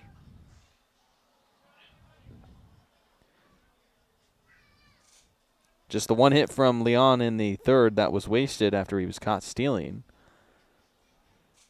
Lefties don't even have a hit, but hold a 2-0 lead.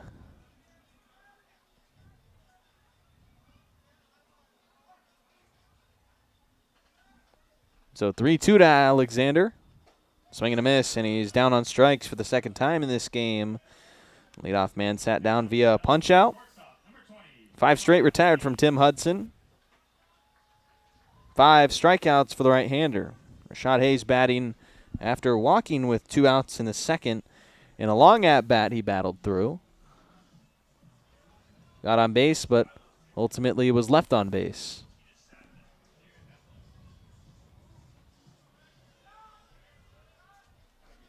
Now Hayes batting here with 1 out in the bottom of the 5th. A pitch up and in at him. Misses for ball 1. Hayes initially out of Bishop O'Dowd High School. It's an Oakland Bay Area school. Was the number 10 shortstop in California. Graduated out of his 2025 class. He was a big prospect as well. After playing on the 12U USA national team where he participated in the 2019 World Cup, he went on to compete in the MLB Breakthrough Series as well as the MLB Develops event. Also participated at the Hank Aaron Invitational and the MLB Develops Dream Series.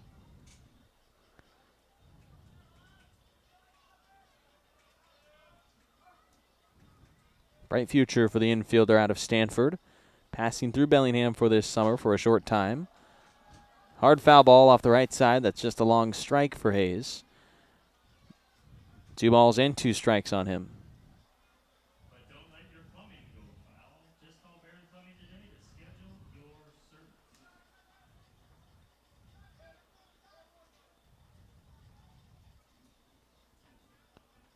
Hayes hasn't seen too much time as Bellingham's shortstop. That's because you have Keiji Hattori, Tyler Peschke vying for that spot on every single day. It's been Hayes sliding in at second base, rotating between him and Alexander as well as Hattori.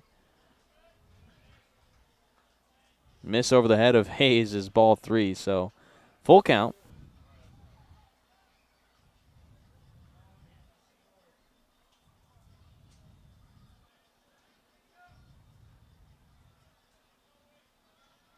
Payoff pitch coming with 1 out from Hudson. His toss home.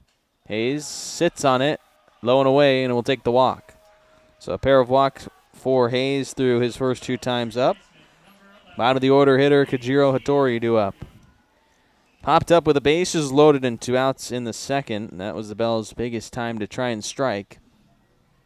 Hattori popped it up to the catcher to finish that scoreless inning for the Lefties, who still lead Bellingham 2-0, but the tying run at the plate.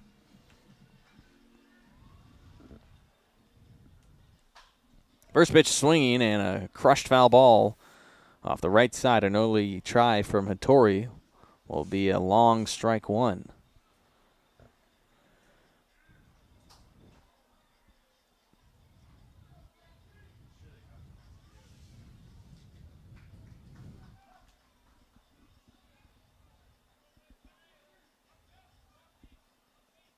After strike one on a foul ball, gets this one in play and on the ground to right field.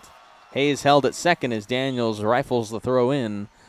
It's a one-out single after the walk to put 2 runners on, and now the go-ahead run at the plate in the form of Jaden Jackson. We've seen what this UCLA outfielder has done in the series, a 3-run homer on Tuesday. In that game was 3 of 6 at the plate. Yesterday, a rare 0 for night for him. He was 0 for 3. Did get a walk. Tonight he's 0 for 2 and looking to deliver the big swing that Bellingham needs. This will be the 3rd time through against Tim Hudson. And for now, it's a mound visit from the pitching coach from Port Angeles. Not much going on in the Lefties bullpen. Hudson with his pitch count at 82. 1 out in the bottom of the 5th will be left out there to face the Bells order for the 3rd time. Jaden Jackson headed to UCLA.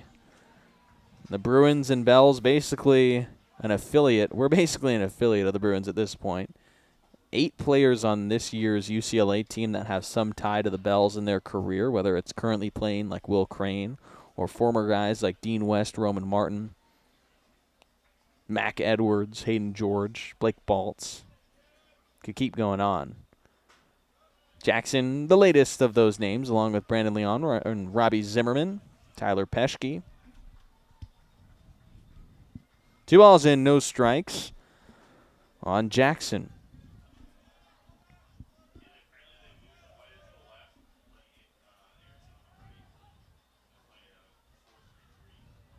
Throw back to second base where Hayes was off. Just a move from Hudson before his delivery home. Serves as a bit of a rest and reset in a 2-0 count against Jackson with only 1 out. This fouled away for a strike. 2 home runs as a Bellingham Bell. Both have come when facing the Lefties. One on the road at Civic Field. A 3-run homer on Tuesday here at Joe Martin Field. With the Bells trailing by 2, Jackson is the go-ahead run in the bottom of the 5th. 1 out with runners at first and second for Bellingham. Hudson's pitch is taken by Alexander for ball 3 outside.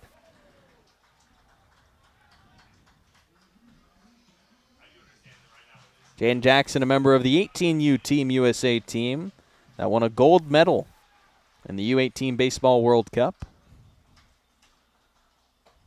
3-1 takes a 5-pitch walk. And the bases will be loaded with 1 out. Big chance for Bellingham to cut off this lead of 2-0 that the Lefties hold. Hudson seeming like he's going to remain out there on the hill. After striking out the first batter in the inning, it's been walk, hit, walk to juice him up for Brandon Leon. Leon a single in his first 2 trips to the plate. He was the first hit of the game by either team. With 1 out, he attacks the first pitch and fouls it away for a strike. 49 RBI on 77 hits this year for Leon at College of the Desert. He's headed to UCLA as well. An experienced outfielder joined the Bells this series. Now trying to get one of his biggest swings early in the Bells' career. That's a foul ball that gets out of play off the left side. Strike 2, and it's 0-2. Jake Lyle, the Bells' leader in RBI on deck. Leon can avoid the potential double play, which is what the Lefties would love to get out of another scoreless inning unscathed. Holding on to a 2-0 lead, but the Bellingham Bells, with the bases loaded in the bottom of the 5th, doing their best to get on the scoreboard for the first time here on this Thursday night.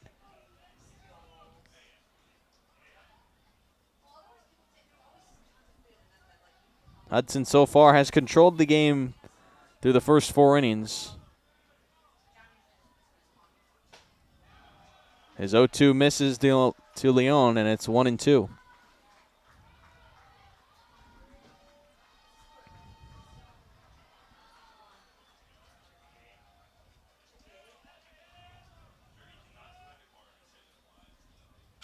One-two from Leon is hit out to center field, and it's caught by Markey, but it will score the game's first run for Bellingham. And the Bells are on the scoreboard via the sacrifice fly. And quality at bat for Brandon Leon to make it 2-1 as the Bells chip away one. Rashad Hayes in to score. Hattori still at second base. Jackson at first behind him, and Jake Lyle, the team leader in RBI, up.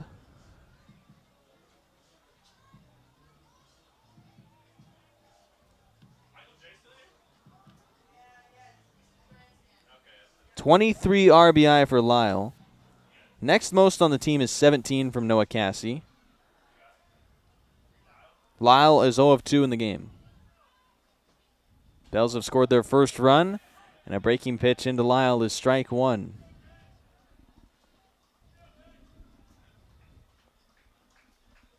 The lead for Port Angeles cut in half here in the bottom of the fifth.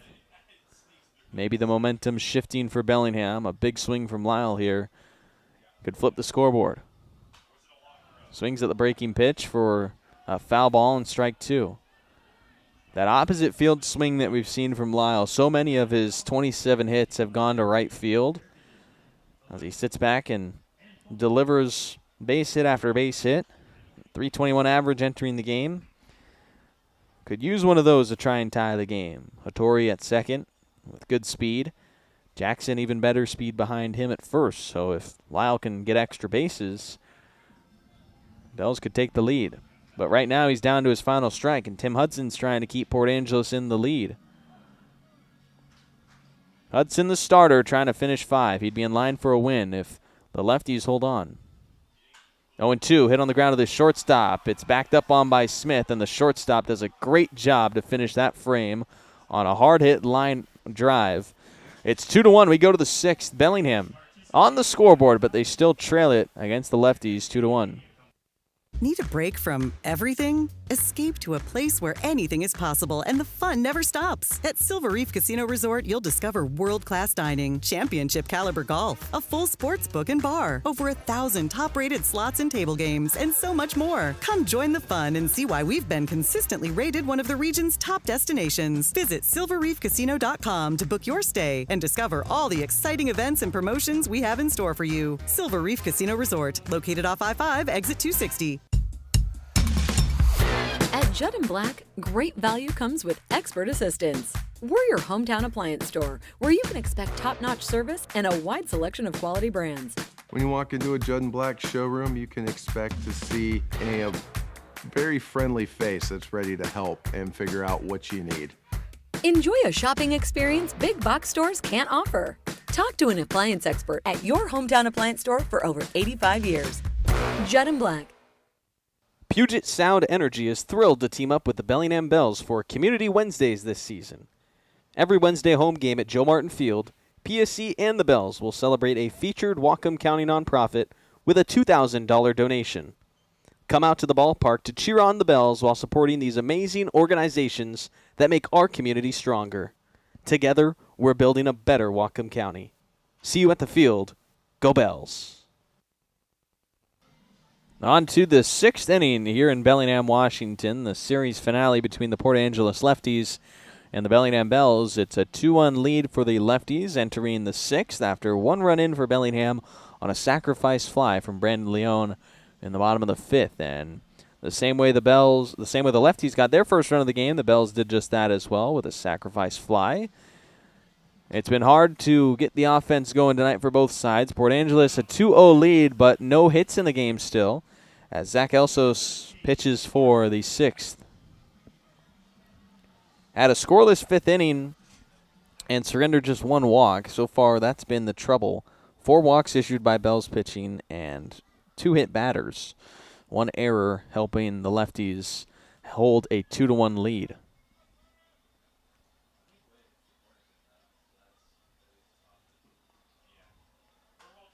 Elsos gets a jam shot grounder to Hattori, the second baseman, with a quick play to start off the 6th. Enoch is sat down on just one pitch to begin the 6th inning. So 1 out for Caden Young, who's 0 of 2.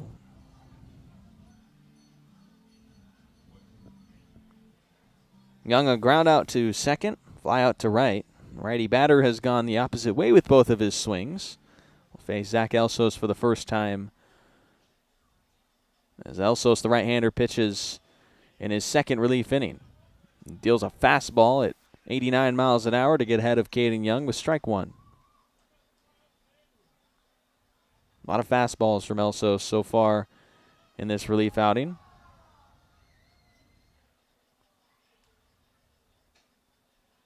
Just misses on ball 1. The breaking pitch not chased from Young. Elsos back in Bellingham after playing for the Bells in 2022.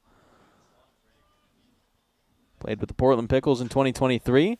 This is a grounder. Hayes, a long throw across the diamond. Not in time, and Port Angeles has their first hit of the game on an infield single from Caden Young. It's always funny to think about the potential of throwing a no-hitter and losing the game. With Bellingham trailing 2-1, having a no-hitter for a loss would be one of the worst ways to have a no-hitter. So almost thankful that he got the single there. And with 1 out, a man on first for the Lefties. Huey at the plate, swinging and missing for strike 1.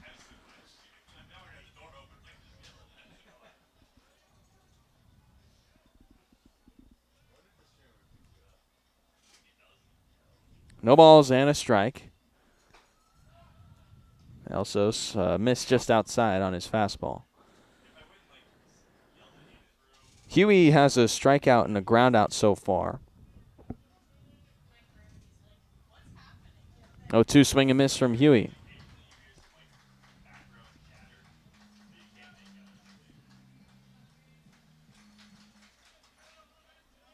Lefties DH down in a 1-2 count with 1 out. Runner at first in the top of the 6th. That one inside. Gets past Lyle. A throw to second with the runner advancing. A beauty of a throw, and he's out. What a gun down from Lyle, farther than where you would normally throw it from. And he gets out Young on a laser.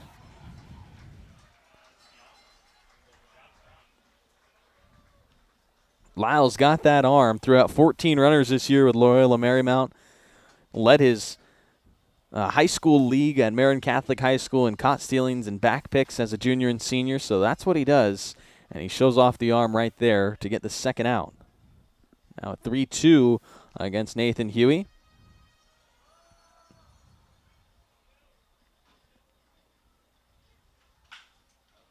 On the ground, Hattori, a stop on the backhand and down to his knee. He slides and then gets it over to first to make it a scoreless 6th inning pitch for Zach Elsos, and it's 2-1 as we go to the bottom of the 6th. Bellingham now just chasing one more to tie it. What's up, Bells fans? Dr. Amar here from Everstrong Therapy, the sports and performance physical therapists and rehab professionals right here in Bellingham. We are so proud to continue being the official training and rehab partner of the Bellingham Bells, making sure our boys are safe and moving their best throughout the season. So remember, when you're ready to rehab like a professional athlete, come see us at Everstrong, and we'll see you soon. Thanks so much, stay Everstrong, and go Bells.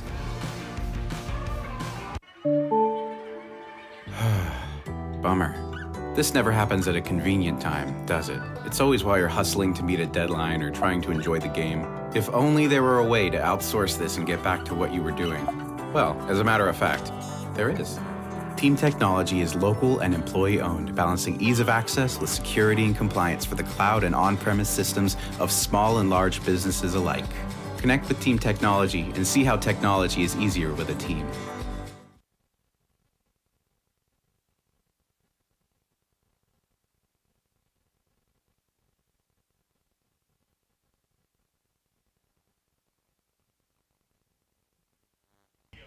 Lefties with a pitching change into the bottom of the 6th inning, a narrow 2-1 lead. So Tim Hudson, the starter, finishes 5 innings in line for a win if Lefties can hold on to this one-run lead. It's Diego Garcia coming in to throw as the right-handed pitcher pitches for just the second time in his Lefties career, but it was long relief for him last time. 3 1/3 innings pitched for him of scoreless baseball when he debuted with Port Angeles on the 19th against Victoria in a 5-1 loss. He gave up 1 run, but it was an unearned run, so his ERA a flat 0. In the 3 1/3, surrendered just 2 hits and a walk. So he's potentially the guy that you want following up Tim Hudson's solid start. It'll be the 4, 5, and 6 hitters once again leading off an inning.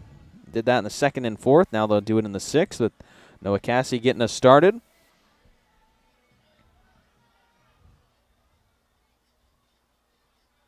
Cassie in this game, a walk and a flyout.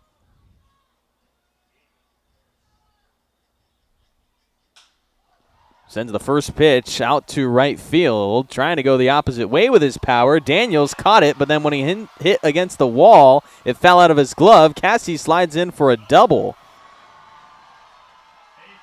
Jordan Daniels nearly robbed away the hit with a leap out there in right field, collided with the wall in right field, and the ball popped out of his glove. Cassie takes the leadoff double, and now the tying run in scoring position.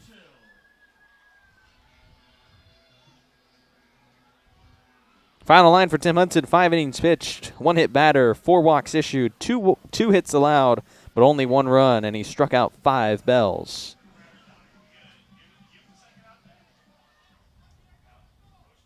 Matt Churchill now up. The new arm greeted with the leadoff double from Cassie. Churchill takes a low breaking pitch for strike 1.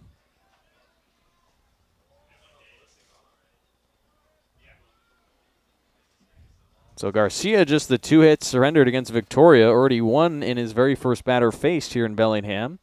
In the bottom of the 6th, Matt Churchill is the go-ahead run. Lofts one to the shortstop, Smith. And that's the first out.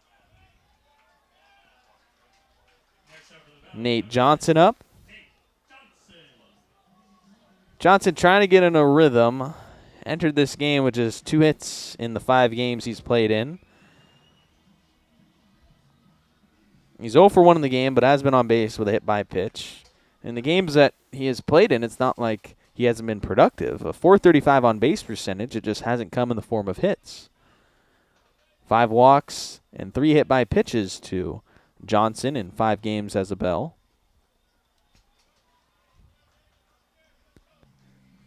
Diego missing on ball 1 to him. A hit by pitch already in this game for Johnson, so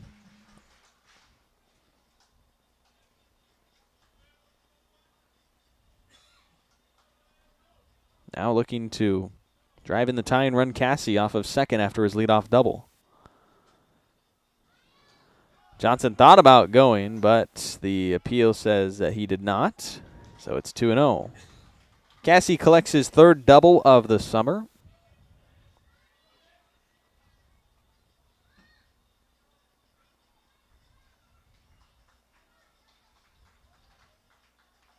Johnson, of his 2 hits as a Bell, both singles, only 1 RBI as well. 3-0 after a miss wide.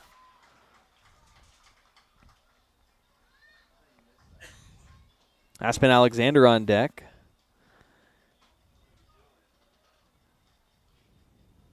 One out, bottom 6. Bells trail 2-1, but 3-0 the count on Johnson. Runner already on second. Against the new arm, Diego Garcia, the first arm out of the pen for the Lefties. And it's a strike to Johnson on the outside, who was ready to go to first base, but the expanded 3-0 zone makes it 3-1. Now Garcia will have to throw another strike to Johnson if he wants to avoid walking the batter ahead of Aspen Alexander.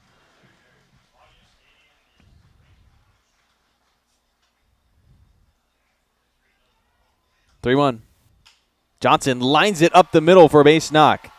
Regier gives Cassie the go-ahead sign as Markey's throw comes to the plate offline. Now the throw into second where Johnson scampers in. He's got the game-tying single in the 6th to make it 2-2 between these two ball clubs.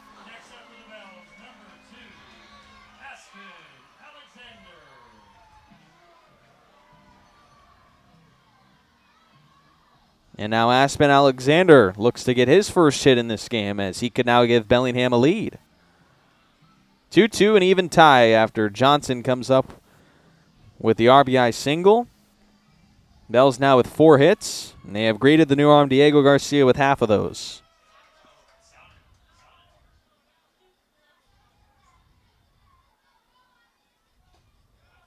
Alexander with 2 strikeouts and taking strike 1 to begin the at-bat in the 6th.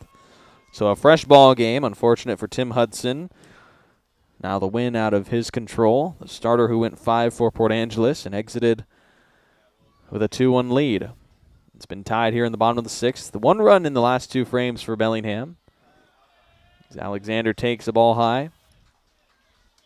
Cassie scores after his leadoff double, and if Daniels would have kept the ball in his glove when running into the wall out in right field, could have prevented Johnson from even having the RBI chance.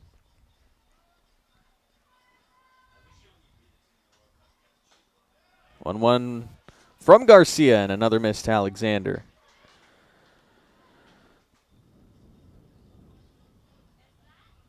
Alexander with 12 runs driven in on 25 hits with Bellingham. Main production has come with his 17 runs scored. Now he'll try and score Johnson to give Bellingham a lead. Grounder to Smith. Johnson going to third, and it eats up the shortstop. Now Nate Johnson is going to head home, and an error burns the Lefties for their lead. George Smith, the shortstop, couldn't make a routine play on the grounder from Aspen Alexander. And it's 3-2 Bellingham. Just like that, the scoreboard flipped in the home team's favor in the most frustrating way possible for the Lefties. Good things happen when you put the ball in play. Aspen Alexander won't get the RBI, but we'll remember his ball put in play to make it 3-2.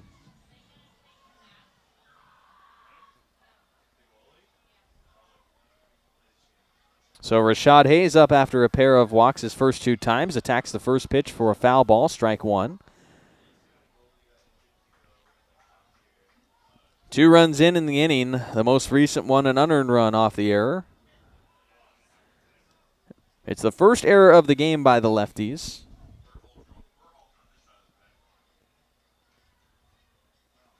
Alexander at first with 1 out, the lead 3-2 for Bellingham. Hayes checks on strike 2.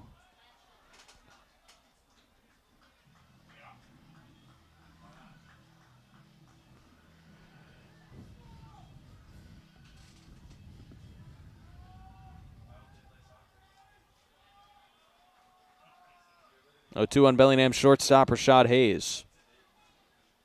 Diego Garcia, the right-hander's pitch home. There's a breaking ball called for strike 3, and Hayes knew it. He drops his head and walks back towards the dugout with the first strikeout for Diego Garcia in relief. Now 2 outs in the bottom of the 6th for KG Hattori. Picked up a single in the 5th inning. Was part of helping the Bells manufacture their first run of the game in the 5th after moving Rashad Hayes over on his knock.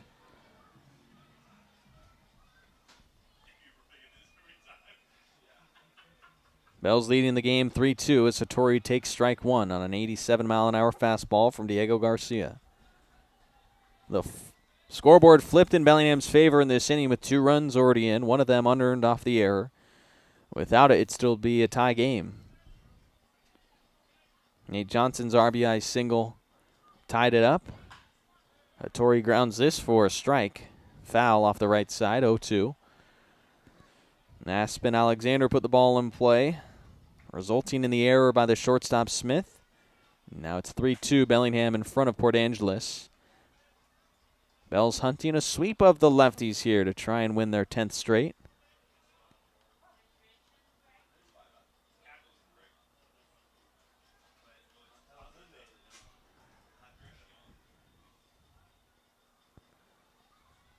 Oh, 2 and a foul ball from Hattori. The win's so important today because Bellingham has to keep matching Wenatchee's wins, and the Apple Sox lead at 12-3 over the Yakima Valley Pippins right now in the top of the 6th. So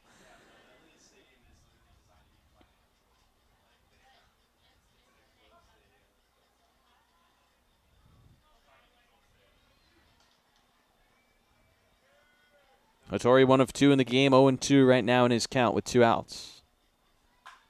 Crushed out to right field, heading to the corner and down for a base knock. Hattori having a double. Alexander going from first to home. And the Bells add on to their lead with an RBI double by KG Hattori here in the bottom of the 6th. It's now 4-2 Bellingham.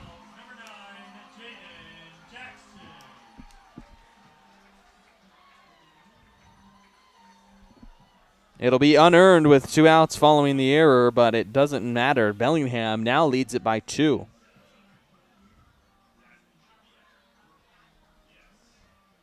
Four to 2 for the top of the order, Jaden Jackson. A pair of doubles as part of a 3-hit inning for Bellingham in the frame after having just 2 hits against the starter, Tim Hudson. Jaden Jackson without a hit, 0 of 2 with a walk. KG Hattori at second base after his double, the second hit for him in the game.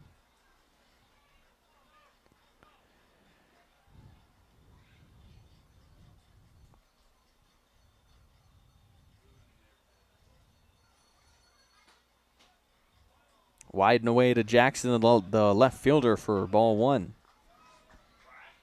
Hattori now the only Bell with multiple hits early through this game.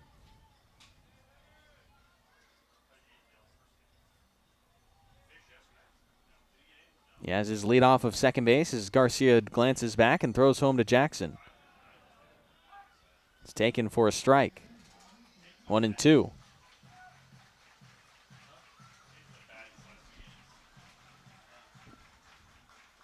Rain is completely stopped here at Joe Martin Field. The Bells have caught fire at the plate. 3 runs in the 6th to take a 4-2 lead. Now 1-2 the count on Jaden Jackson. Garcia's pitch to him on the ground into right field and another knock. Hattori gets the green light. Here comes the throw that's cut off at first as they try to get Jackson, but he's at first safely, and Hattori is in to score what is now the 4th run in the inning, and Bellingham has blown it open to a 3-run lead.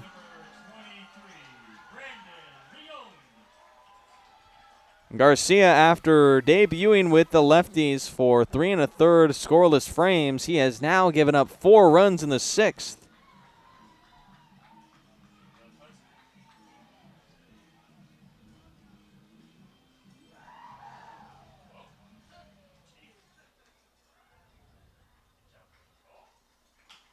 Leon fouls away the first pitch, strike 1 to the center fielder. He drove in the Bells' first run in the 5th inning on a sacrifice fly. Now Bellingham with 4 runs in the 6th lead at 5-2.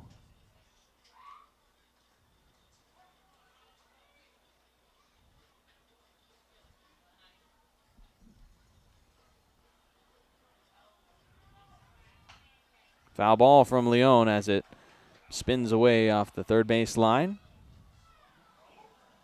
So of the 4 runs, 3 of them unearned against Diego Garcia. After the error from the shortstop George Smith, and Lefties fans getting deja vu to Tuesday in the 1st inning when Feltus, the shortstop, committed an error that would have, if it had been made as a play, it would have been a scoreless 1st inning for the Lefties on defense, but instead it turned into an 8-run inning. All 8 runs unearned in that 1st on Tuesday. Right now we have 4 runs in the 6th, 3 of those coming following the error.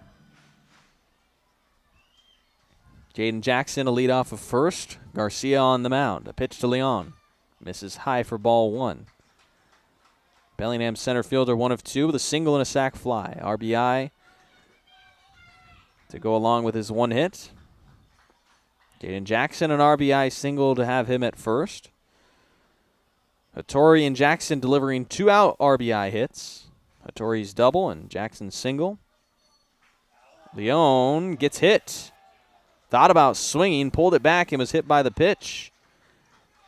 Now the disastrous inning for Port Angeles drags on a hit batter. It'll be 1st and 2nd for Jake Lyle. And now a mound visit. It's from the skipper as well. So it looks like Donald Bray is going to pull the plug on Diego Garcia as the Lefties go to their pen. 4 runs across in the 6th. It's 5-2. Bellingham in front.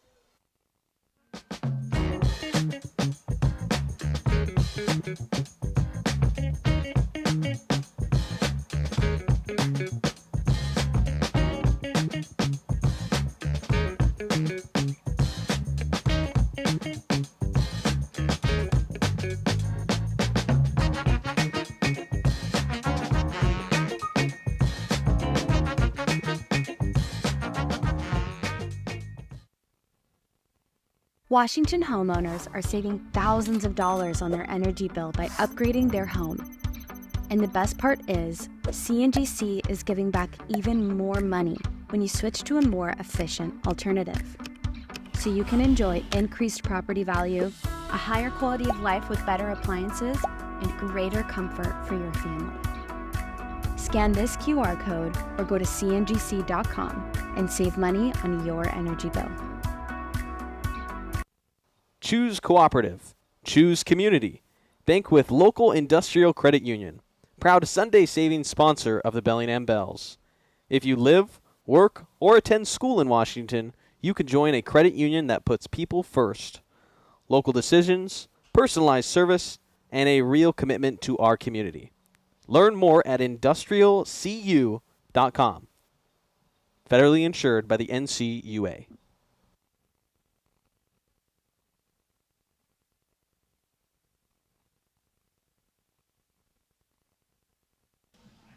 Port Angeles into their bullpen in the sixth as Bellingham has made it a 5-2 ball game, leading after 4 runs in the inning.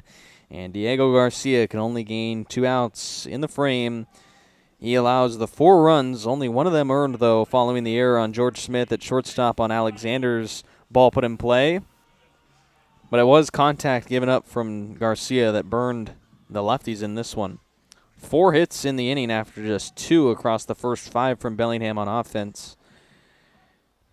No walks and 1 strikeout for him as he exits. Makes way for Brady Sprague, the right-hander, wearing the number 25 for the lefties. Jake Lyle swinging at the first pitch and missing strike 1. We saw Sprague in the game as a batter earlier in this series. He came off the bench in the blowout win on Tuesday, played second base, and walked in his 1 plate appearance. But as a pitcher, has thrown 16 1/3 innings with the lefties as a two-way part of their bullpen. This is his 7th appearance as the throw gets the backstop, and now both runners on the passed ball move up.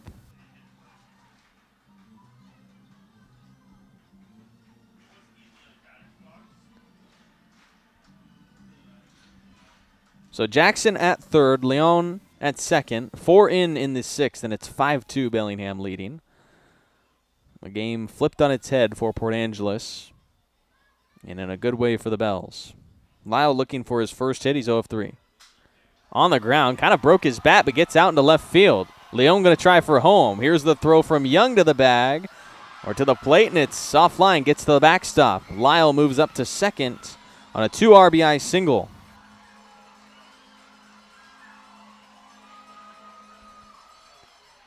Six runs now in the sixth to make it 7-2.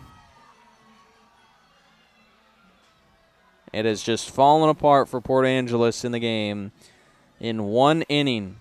The Bells have batted around as Noah Cassie, who led off with a double, will step back up.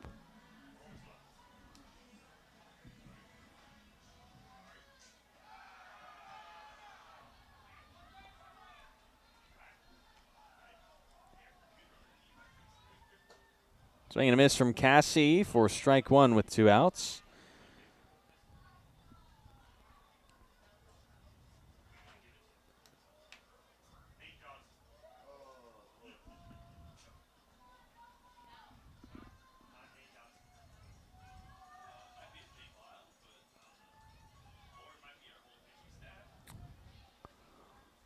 Well, 1 low in the dirt to Cassie. Couple of unlucky things in the inning for the lefties. Cassie's double was in the glove of Daniels, the right fielder. Jordan Daniels gloved it, ran into the wall, and then dropped it. And Cassie had the leadoff double as a result. That could have been an out. The error on George Smith, the shortstop, on Aspen Alexander's ground ball, could have been an out. There were a lot of ways to get out of the sixth that just didn't go Port Angeles' way. And now with 6 runs across, it's 7-2 Bellingham in front. It can happen just like that, and it has for the lefties, who were in position to avoid a sweep, but now facing a 5-run deficit. Cassie, 2 balls and 2 strikes after a miss. Catcher Enoch telling his pitcher Brady Sprague to take a deep breath. Sprague, through 16 1/3 innings as a lefty pitcher, has surrendered 15 hits and 8 walks.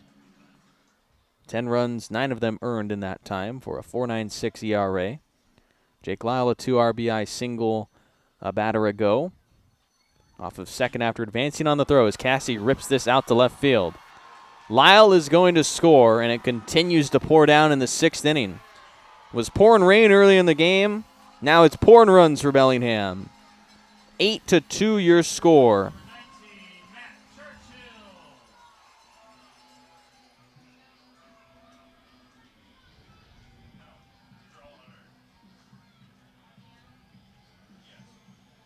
Churchill up. As it stands right now, he's the only Bellingham Bell to not be on first base in the game. Him and Aspen Alexander, the only 2 Bells who have not reached via a hit or a walk. 2-out pitch to Churchill in the dirt for ball 1 as Brady Sprague just looking for 1 out, but against the first 2 batters he's faced, he's given up 2 singles that have scored 3 runs. Lyle is the first run credited against Sprague, but it is an unearned run because the Lefties should be out of this game.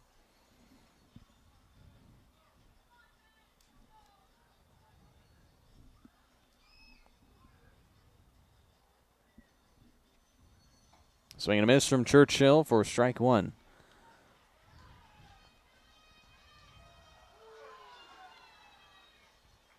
Garcia officially tagged for 6 runs, just 1 earned here in the 6th.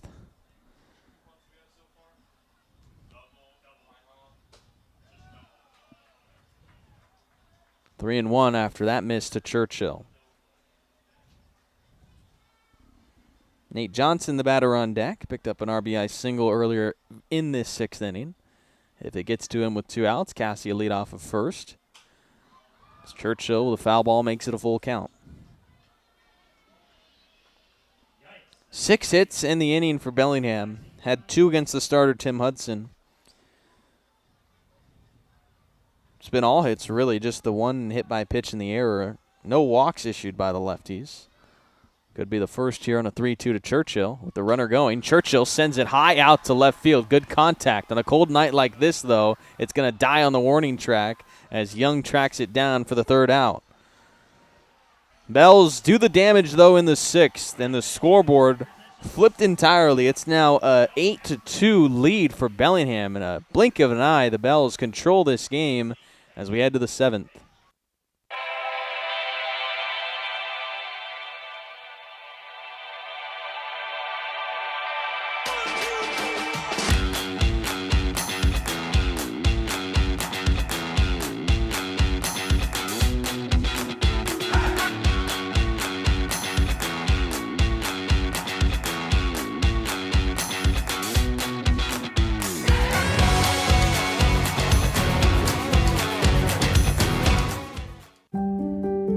Have you had a fall, sprain, or break?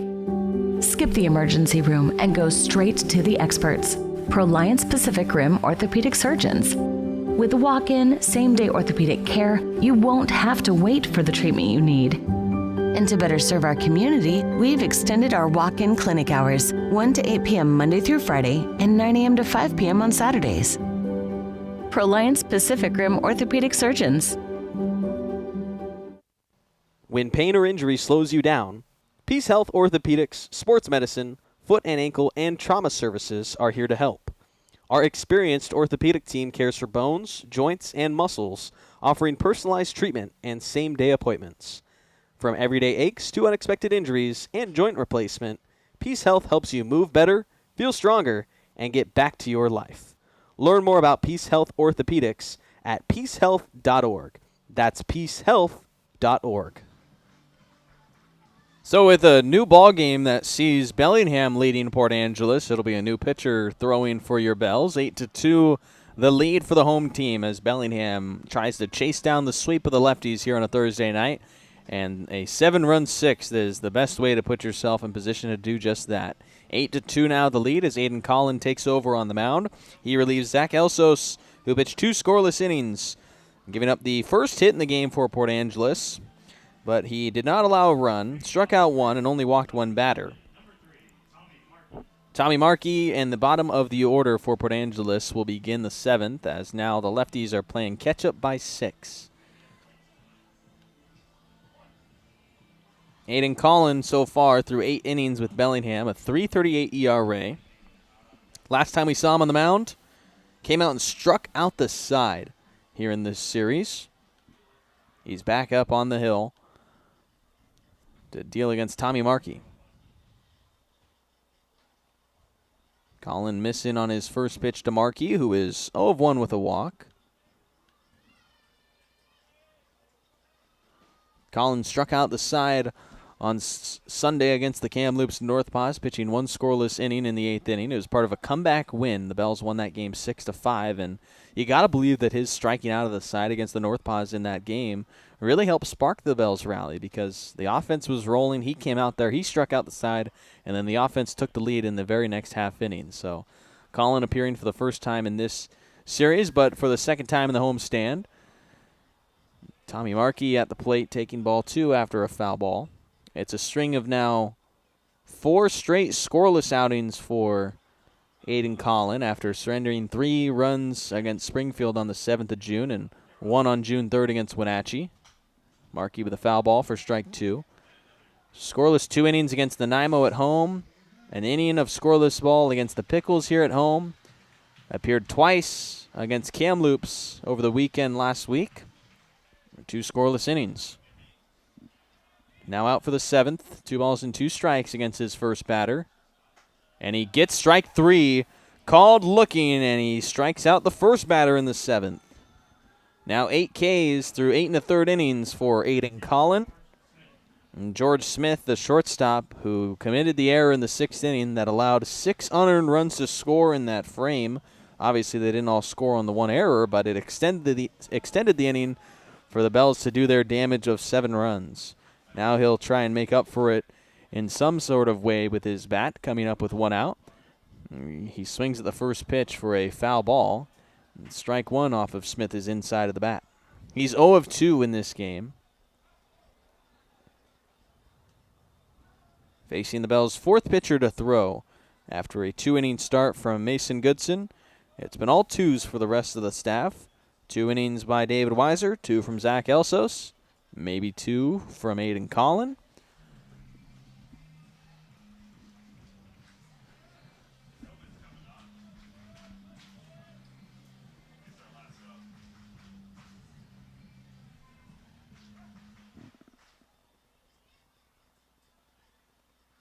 One.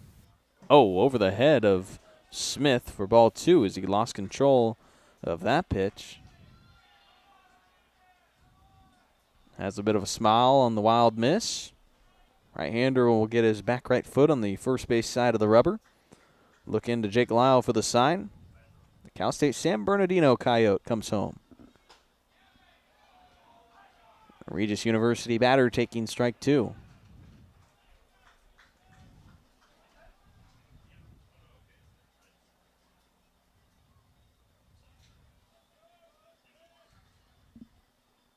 Two-two pitch from Collin. Popped up right side of the infield. Churchill right on the foul line at first base for the second out.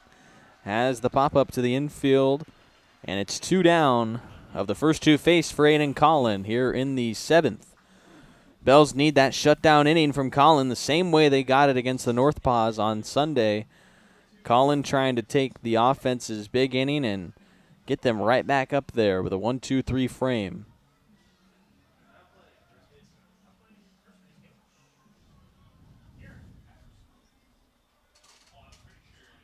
Will Feltus for strike 1.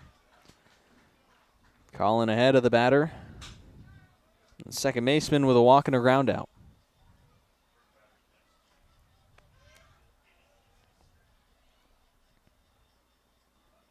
No 1 from Collin. Swing and a miss for strike 2. Way late on the 87-mile-an-hour fastball from Aiden Collin. 1 strikeout looking to begin the 7th. For Collin, 2 straight retired. Bells pitching on a string of 3 straight scoreless innings. Collin looking for a 4th. His 0-2 home is a breaking pitch near the feet for ball 1 to the bottom of the order hitter, Will Feltus. So far, the staff has allowed 4 walks, 2 hit batters, and 1 hit for the 2 runs against Port Angeles in the game. 6 strikeouts as a staff. Colin looking for the 7th.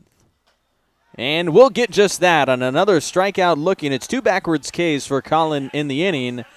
And we'll stretch in Bellingham. 8-2 your score. Bells ahead of the Lefties entering the bottom of the 7th. Need a break from everything? Escape to a place where anything is possible and the fun never stops. At Silver Reef Casino Resort, you'll discover world-class dining, championship caliber golf, a full sports book and bar, over 1,000 top-rated slots and table games, and so much more. Come join the fun and see why we've been consistently rated one of the region's top destinations. Visit silverreefcasino.com to book your stay and discover all the exciting events and promotions we have in store for you. Silver Reef Casino Resort, located off I-5, exit 260. At Judd & Black, great value comes with expert assistance. We're your hometown appliance store where you can expect top-notch service and a wide selection of quality brands. When you walk into a Judd & Black showroom, you can expect to see a very friendly face that's ready to help and figure out what you need. Enjoy a shopping experience big box stores can't offer. Talk to an appliance expert at your hometown appliance store for over 85 years. Judd & Black. Puget Sound Energy is thrilled to team up with the Bellingham Bells for Community Wednesdays this season. Every Wednesday home game at Joe Martin Field, PSC and the Bells will celebrate a featured Whatcom County nonprofit with a $2,000 donation. Come out to the ballpark to cheer on the Bells while supporting these amazing organizations that make our community stronger. Together, we're building a better Whatcom County. See you at the field. Go Bells. Into the bottom of the 7th inning, and now 8-2 still the lead for Bellingham after a shutdown 1-2-3 frame from Aiden Collin. Nate Johnson will lead things off for your Bells in the bottom of the 7th. Swing and miss from Johnson at the first pitch from Brady Sprague, who is back out there for another inning in relief. Well, he only pitched a third of an inning in the 6th, although he did face 3 batters. He gave up 1 of the 7 runs in that frame. It was unearned, of course, after the error extended the 6th inning where Bellingham posted 7 runs. Now the right-hander facing Nate Johnson for the first time. Johnson an RBI single in that 6th inning. His RBI scored Cassie as the only earned run in the 6th off of Diego Garcia.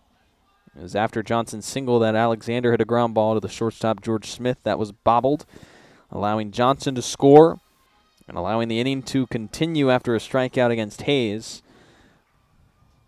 After Hayes struck out, what would have been the 3rd out resulted in the extension of the inning thanks to the error, and then Keiji Hattori had an RBI double, Jackson an RBI single, Lyle 2 RBI single, Cassie an RBI knock, and overall 7 runs in the inning to make it 8-2 Bellingham.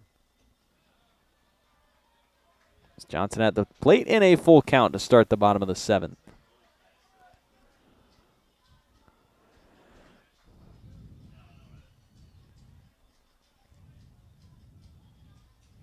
The 3-2. Foul tip by Johnson keeps him alive in the full count. As the leadoff man in the bottom of the 7th, trying to keep the offense rolling. 6th inning, eerily similar to the first inning of the 17-1 win for Bellingham on Tuesday. Bells leading by 6, hoping for a sweep as Johnson sweeps away and misses at that strike. And it starts off the 7th with a strikeout. The first for Brady Sprague.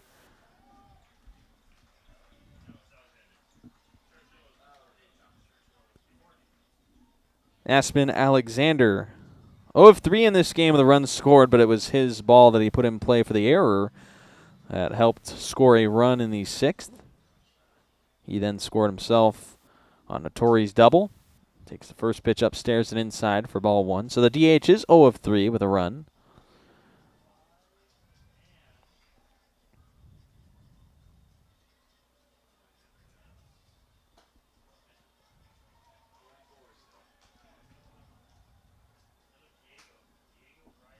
Two 2-0 against Alexander.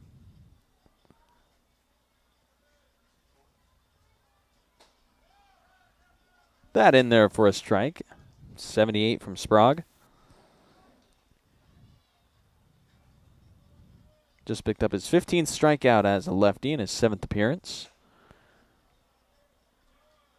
3-1 after the miss. 4 walks so far for Bellingham, all coming against Tim Hudson, the starter. 2 of those to Hayes, 1 to Jackson, 1 to Cassie.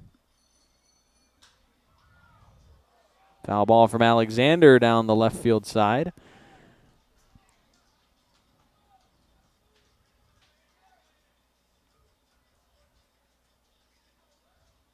Full count on the Bells DH. 1 down in the bottom of the 7th, 8-2 the lead for Bellingham. In play from Alexander, the shortstop Smith. He makes this play this time, able to retire Alexander on the 6-3 grounder and what could have been back in the last frame. Rashad Hayes will now be up.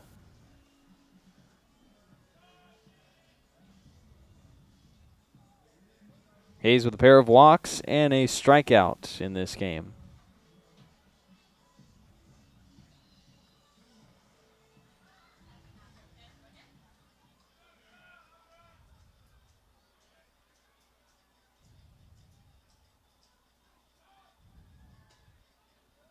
Hayes takes an outside strike to fall behind to start his at-bat against Brady Sprague for the first time in the game. Sprague working against Hayes, the shortstop.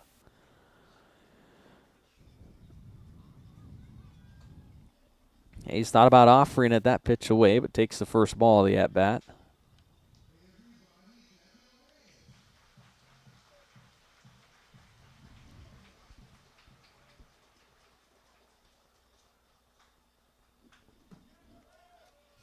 Wild miss to Hayes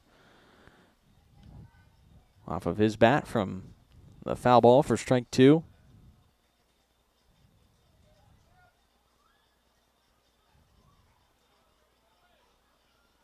Two hits and 14 at-bats this year for Stanford. He's looking for his first in the game against the Lefties tonight. He strikes out for the second time. It's a 1-2-3 inning pitch by Brady Sprague. We go to the 8th, 8-2 Bellingham, leading the Port Angeles Lefties. What's up, Bells fans? Dr. Amar here from Everstrong Therapy, the sports and performance physical therapists and rehab professionals right here in Bellingham. We are so proud to continue being the official training and rehab partner of the Bellingham Bells, making sure our boys are safe and moving their best throughout the season. So remember, when you're ready to rehab like a professional athlete, come see us at Everstrong and we'll see you soon. Thanks so much, stay Everstrong, and go Bells.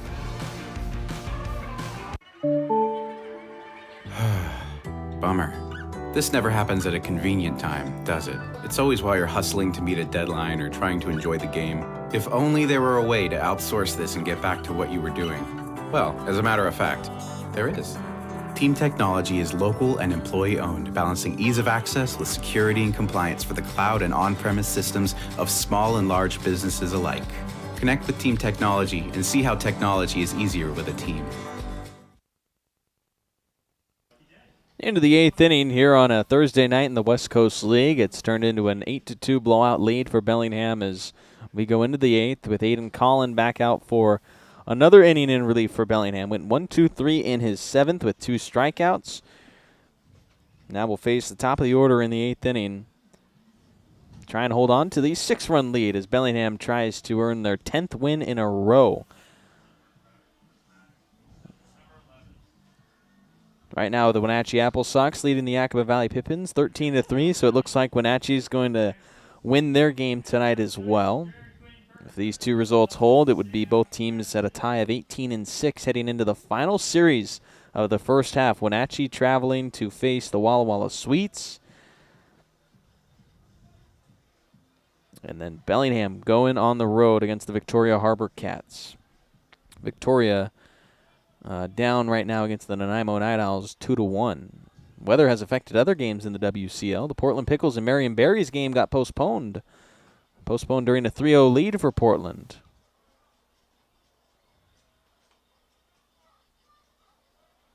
Matisic takes over for Daniels for the 8th inning, pinch hitting, facing Collin. After Daniels is hit by a pitch twice and Grabs one walk. One ball and a strike on the number 11 righty batter.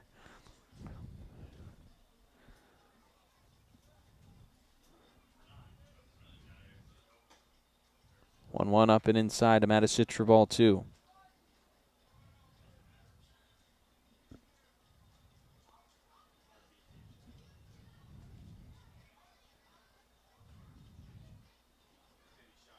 Collins 2-1. Matisic takes inside for ball 3. Other scores in the WCL, bottom of the 7th in Bend. Ridgefield leading the Elks 7-3, trying to avoid the sweep after Bend took the first 2 games of that series. Walla Walla leading the Drifters 13-8 in the top of the 7th. The Sweets at home in that game. Kelowna at home down against the Kamloops Northpaws 6-5 in the bottom of the 6th. As the pitch to Matisic is low, and it'll be a leadoff walk in the 8th from Matisic. A non-league contest, the Corvallis Knights leading the Girding Builders Market Men 13-4. That is some name. Bottom of the 6th out in Corvallis.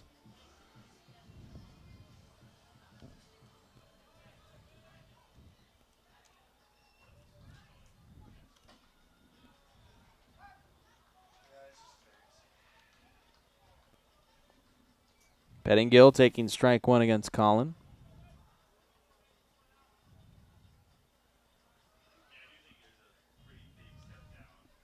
Swing and a miss for strike 2. Collin already with 2 strikeouts that came back in the 7th.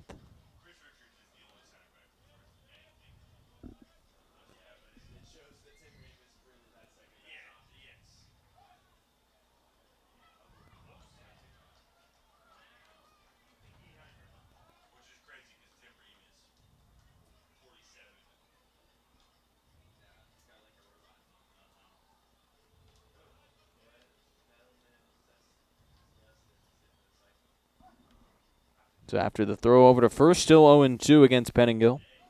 Another toss, just a light one from Collin to first. It's turned into a nice night here at the ballpark. It's a bit chilly, 63, but the rain has cleared away.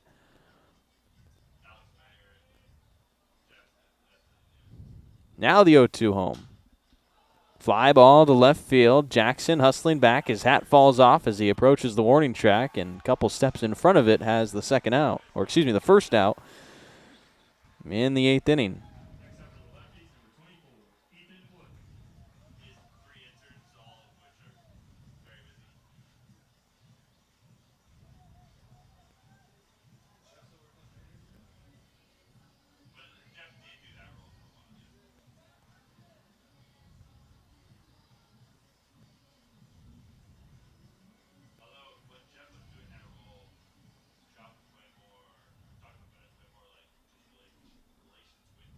Wood now at the plate, facing Collin as Lyles keeps that one from going wild. Keeps the runner at first base. Lefties chasing 6 in the top of the 8th, trying to chip away at it.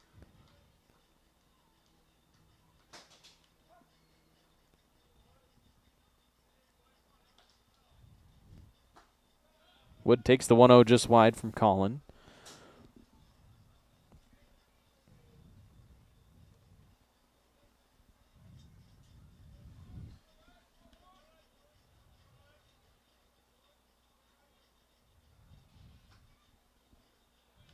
Now 3-0 on the first baseman.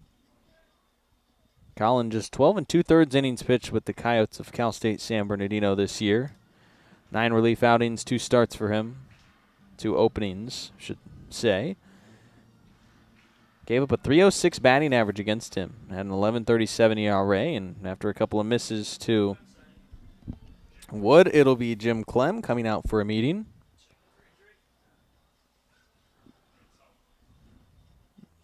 Trainer's also coming out there to accompany Clem.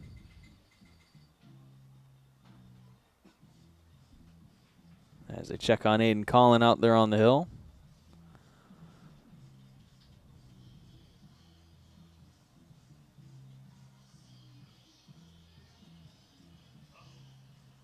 No No need to get messy with anything here as Bell's holding on to a 6-run lead. Would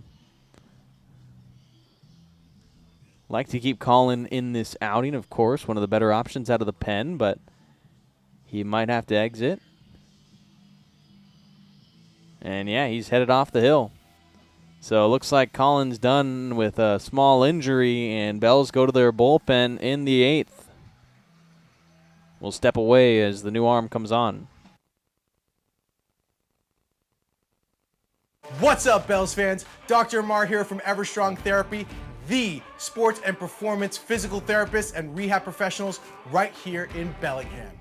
We are so proud to continue being the official training and rehab partner of the Bellingham Bells, making sure our boys are safe and moving their best throughout the season. So remember, when you're ready to rehab like a professional athlete, come see us at Everstrong and we'll see you soon. Thanks so much, stay Everstrong, and go Bells.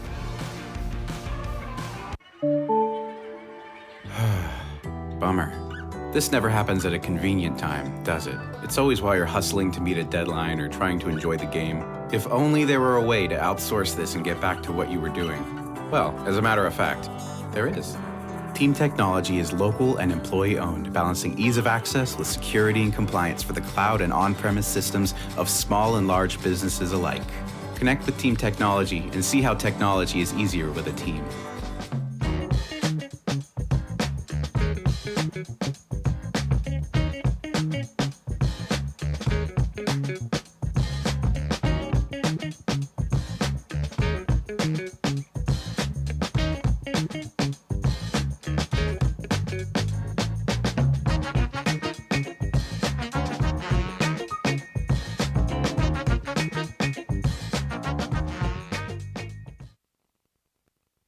Washington homeowners are saving thousands of dollars on their energy bill by upgrading their home. And the best part is, CNGC is giving back even more money when you switch to a more efficient alternative. So you can enjoy increased property value, a higher quality of life with better appliances, and greater comfort for your family. Scan this QR code or go to cngc.com and save money on your energy bill.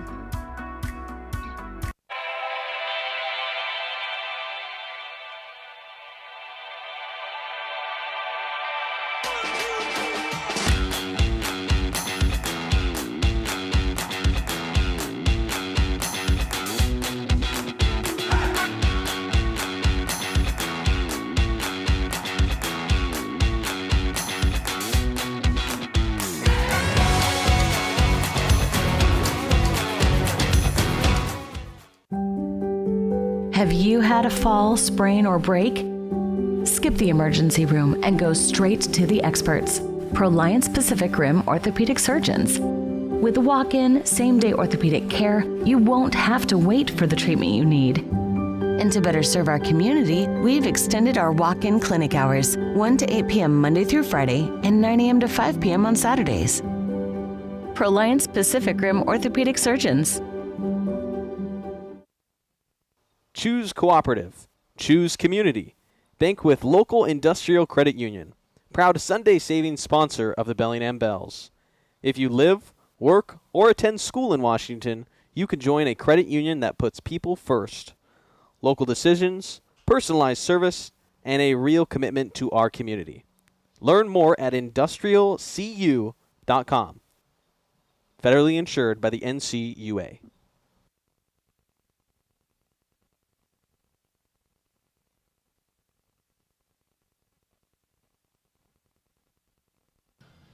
So we are going to see a Bellingham Bell debut in the 8th inning as a Texas A&M Corpus Christi right-hander, Gavin Hashey, takes over here wearing the number 4 for your Bellingham Bells. Did not pitch this year for the Islanders and will make his debut for Bellingham. Just joined the team and now going to be thrown into a 3-0 count with a runner at first, 1 out in the 8th inning. 6-run lead, though, for the debuting right-hander. Before pitching for Texas A&M Corpus Christi, he spent a year at Chandler Gilbert Community College following a season at Boston College. At Chandler Gilbert during the 2025 season, had a total of 79 and third innings pitch with a 3.40 ERA and a 1.08 WHIP. Struck out 60 batters in 79 and third innings. He was used as a starter for the most part. 13 of 16 appearances as a starter with Chandler Gilbert, and he had a 5-2 record with 2 complete games thrown for the right-hander. That season at Chandler Gilbert Community College was his only season there after starting his career at Boston College, coming out of Legend High School in Parker, Colorado. It's a pretty crazy crazy high school name. As a freshman with Boston College, made 15 appearances, striking out 11 batters over 10 and a third innings pitched. But it was a 12.19 ERA with Boston College for him through the 15 appearances. He gave up 14 runs on 18 hits and 6 walks. And likely a redshirt year this year with Texas A&M Corpus Christi, you would assume, for the right-hander. And teammate of Noah Cassie's.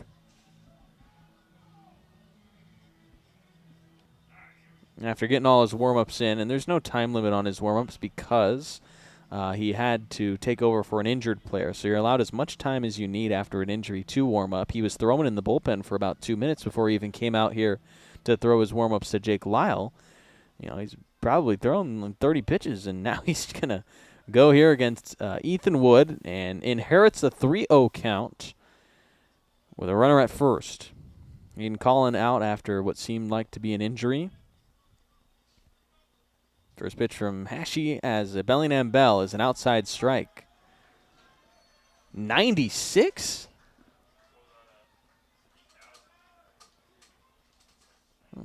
Is that radar gun right? Obviously our first look here at home, so. 3-1, low in the dirt. Goes change up, and Wood takes it for a walk. So Hashi will be credited with that walk despite inheriting the unfavorable count.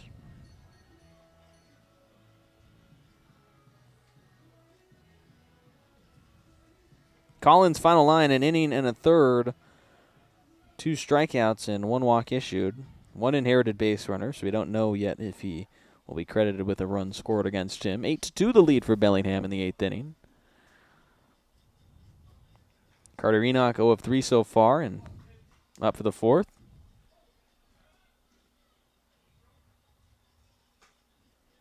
With 1 out, he misses wide for ball 1.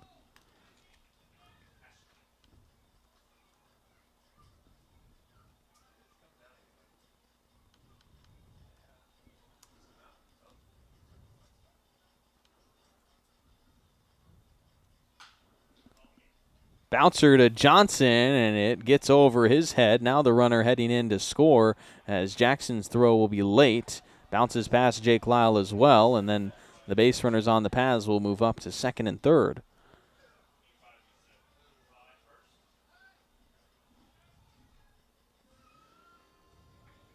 So it's an error on Johnson at third. That scores the run. An error on Jackson. That puts the runners at second and third. Matosic in to score to make it 8-3. Port Angeles trailing. 2 runners in scoring position, only 1 out, so far from out of this game for the lefties. Gavin Hashi will not be credited with that run. It's an unearned run against Aiden Collin. Young takes the first pitch for a ball low.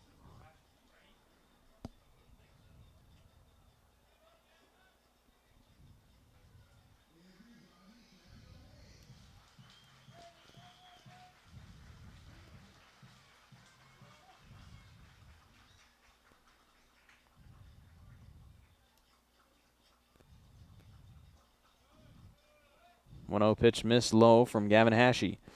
Debuting Bellingham Bell so far has given up a walk, and his defense led him up on an error, pair of errors. Now 3 errors by Bellingham's defense in the game. Young bats in a 2-0 count. Hashi's pitch bounced in the dirt. Runners will not advance, so it'll just be 3-0.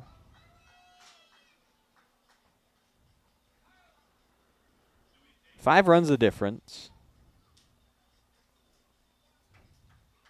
Lefties not out of it with one out in the top of the 8th. 2 runners on. Chance to have a big inning, taking advantage.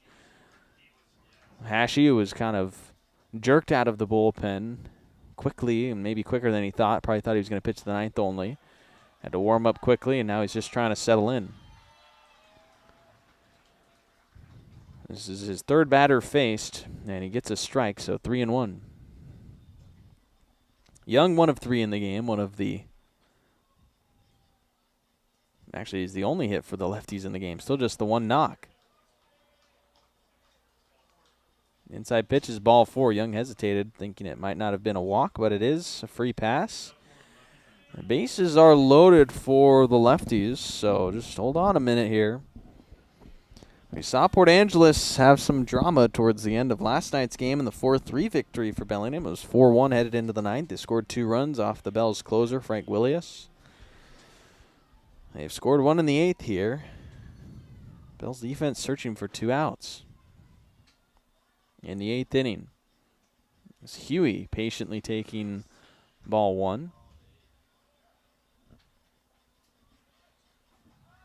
Jim Clem going to go to the mound. Good timed mound visit here as the debuting right-hander has struggled to throw strikes out of the bullpen.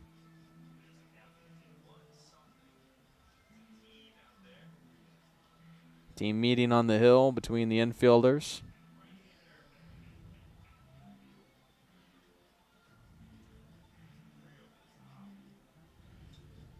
Coach Clem just getting to know this right-hander, but obviously saying something out there to try and get him on the right page.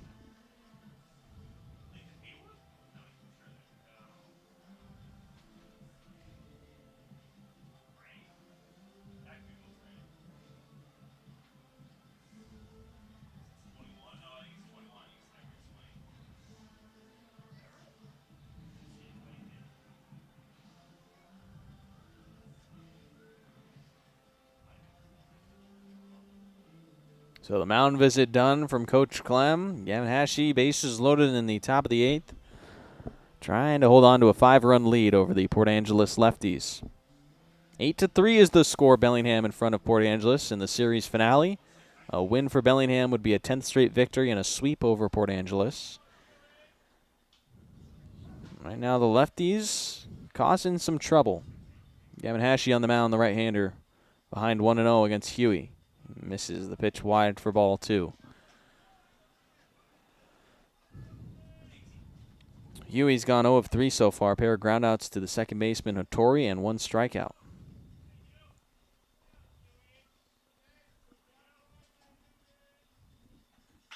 2-0 grounder. Hattori will go to second for 1. Hayes' throw to first is a double play, and when the Bells needed it most, they get the twin killing outs in the 8th to make it an 8-3 lead as we go into the bottom of the 8th. Just what the doctor ordered here at Joe Martin Field. Need a break from everything? Escape to a place where anything is possible and the fun never stops. At Silver Reef Casino Resort, you'll discover world-class dining, championship caliber golf, a full sports book and bar, over 1,000 top-rated slots and table games, and so much more. Come join the fun and see why we've been consistently rated one of the region's top destinations. Visit silverreefcasino.com to book your stay and discover all the exciting events and promotions we have in store for you. Silver Reef Casino Resort, located off I-5, exit 260. At Judd & Black, great value comes with expert assistance. We're your hometown appliance store where you can expect top-notch service and a wide selection of quality brands. When you walk into a Judd & Black showroom, you can expect to see a very friendly face that's ready to help and figure out what you need. Enjoy a shopping experience big box stores can't offer. Talk to an appliance expert at your hometown appliance store for over 85 years. Judd & Black. When pain or injury slows you down, Peace Health Orthopedics, Sports Medicine, Foot and Ankle, and Trauma Services are here to help. Our experienced orthopedic team cares for bones, joints, and muscles, offering personalized treatment and same-day appointments. From everyday aches to unexpected injuries and joint replacement, Peace Health helps you move better, feel stronger, and get back to your life. Learn more about Peace Health Orthopedics at peacehealth.org. That's peacehealth.org. Bottom of the 8th inning, and it's an 8-3 lead for your Bellingham Bells over the Port Angeles Lefties after the Lefties got 1 run in the 8th inning, and we're threatening, bases loaded. So it was dangerous for a second, but a double play to get out of it. Nathan Huey hits into it, and now Port Angeles has a new pitcher, but he's wearing a number that's not on the scorecard. He's wearing a number that's not on the roster. So I know there was some drama with not being on not the scorecard, the lineup card. There was some drama earlier in the Wenatchee series here at home with the Apple Sox coach being upset that that Bellingham didn't have an arm on their lineup card, and right now we're seeing the Lefties. They don't have a number 44 listed. Well, there's a number 44 pitching. DM me on Instagram if you're this guy's dad and you know who he is, because we'd love to get his stats into the book. We're reaching out to the lefty stat keeper to see if they know who this is. They don't have a 44 on their lineup that we have. Don't have a 44 on their roster. But this is a Port Angeles right-hander.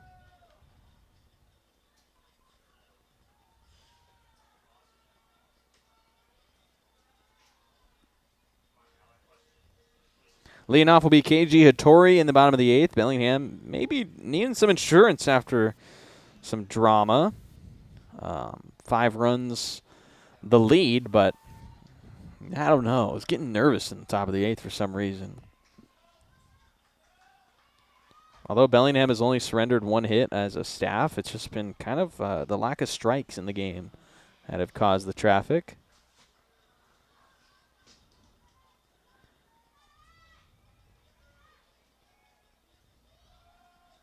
Of the Bells, 143 pitches in the game, just over half of them for strikes, 79. Hattori, second baseman, thought about going, but instead just takes strike 1. Hattori part of the key double play in the top of the 8th inning that got the Bells out of the bases loaded jam.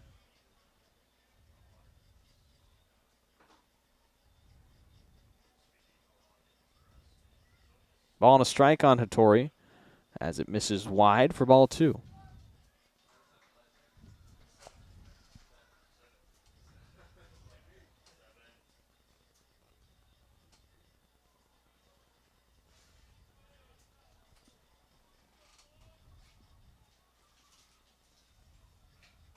Swing and a miss from Hattori now, 2 balls and 2 strikes.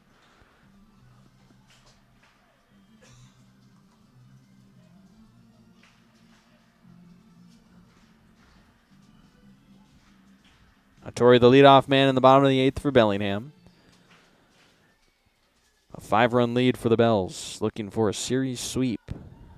Swing and a miss from Hattori, drop third strike. Enoch's throw to first, secures it. It's a punch out for the mystery man.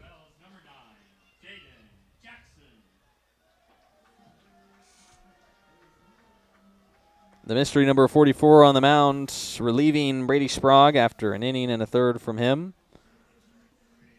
Sprague gave up 2 hits in relief, did not walk a batter, had a pair of strikeouts, gave up 1 run, an unearned one, back in the 7-run 6th inning. At the plate is Jaden Jackson, 1 for 3 with a single and a walk.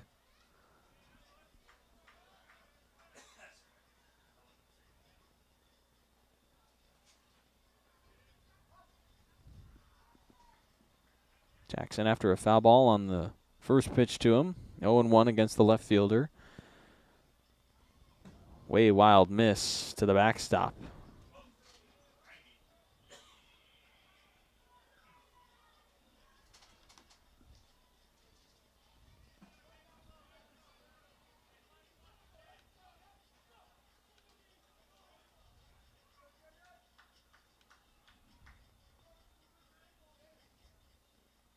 One toss from the right-hander. Jackson, it bounces in the dirt. Jackson jumped out of the way in case it was going to hop skip into him. But it is just a ball.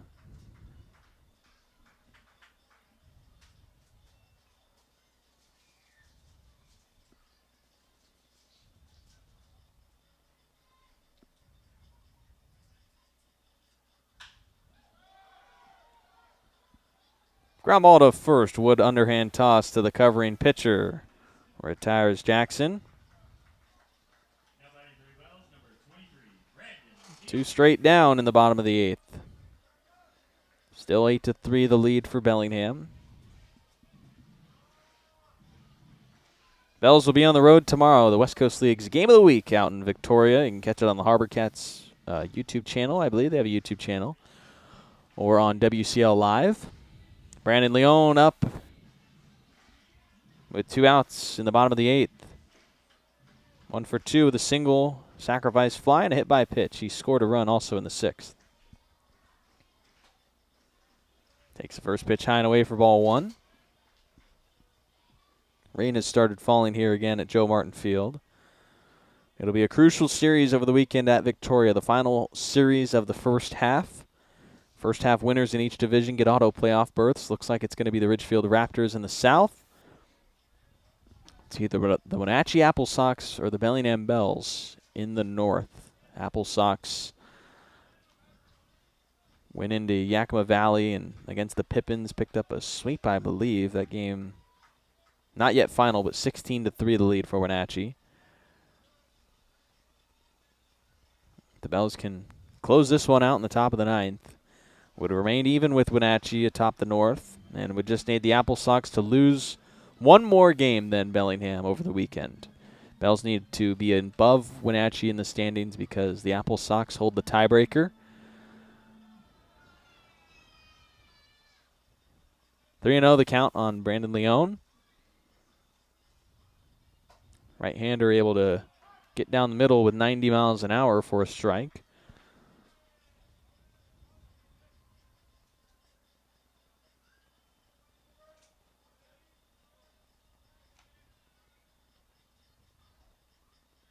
(3-1). Sprayed the other way out to left, but it stays in the air and hangs up for Young to make the out. So 1-2-3, 8th pitched by who knows. And we go to the 9th. It's 8-3 Bellingham leading Port Angeles. What's up, Bells fans? Dr. Amar here from Everstrong Therapy, the sports and performance physical therapists and rehab professionals right here in Bellingham. We are so proud to continue being the official training and rehab partner of the Bellingham Bells, making sure our boys are safe and moving their best throughout the season. So remember, when you're ready to rehab like a professional athlete, come see us at Everstrong and we'll see you soon. Thanks so much, stay Everstrong, and go Bells.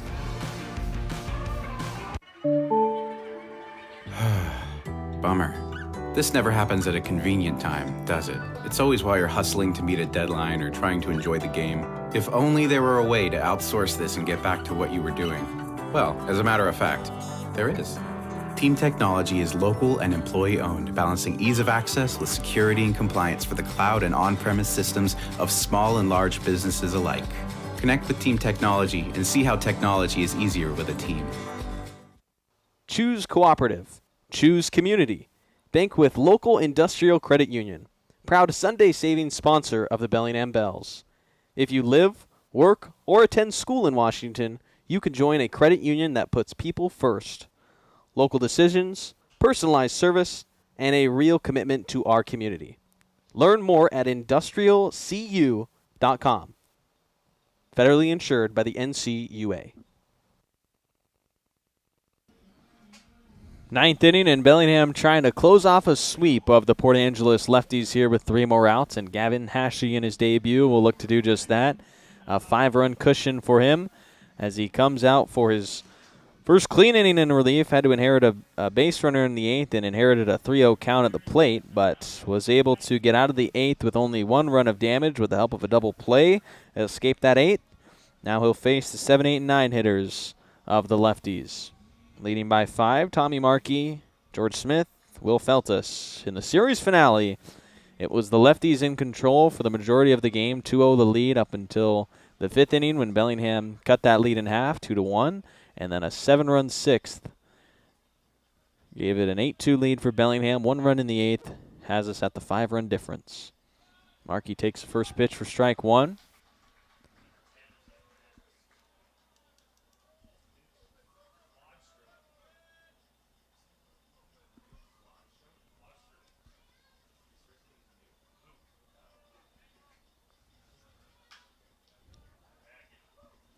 This isn't Markey, so it's a pinch hitter. It's Wyatt Moeller in for Tommy Markey.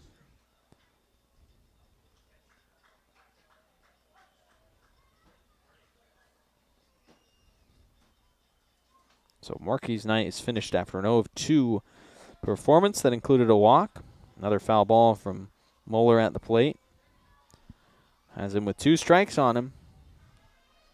Gavin Hashey maybe a bit settled in after doing an up-down or a down-up, sitting down, getting some breaths. Now he's back out there knowing he's pitching this 9th. Here's his 0-2. Foul tip.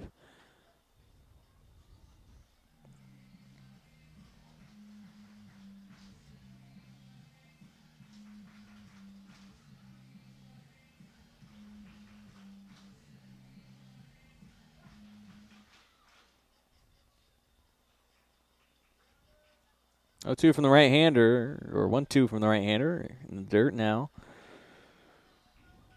Ball and 2 strikes on Moeller after that miss. Another pinch hitter on deck for the lefties, Luke Flodstrom.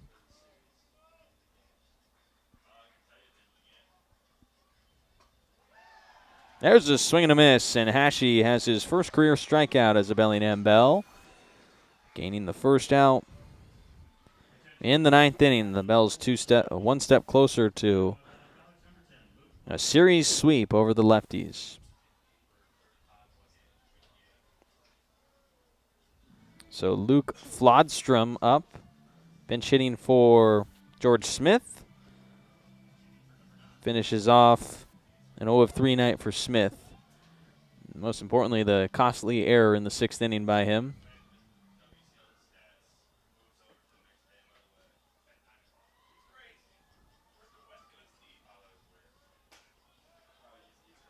Strike 1 into Flodstrom from Hashey.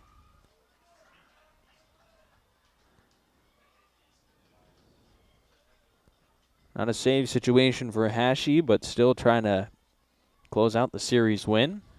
The slider gets a swing and miss for 0-2.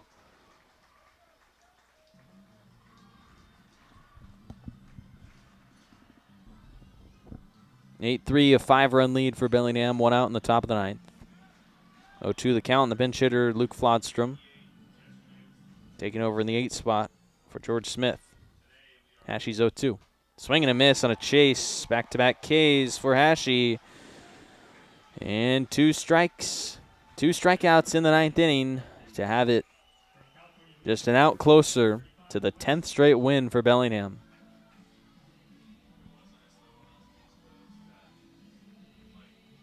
And instead of Will Feltus, it'll be Wes Lynch.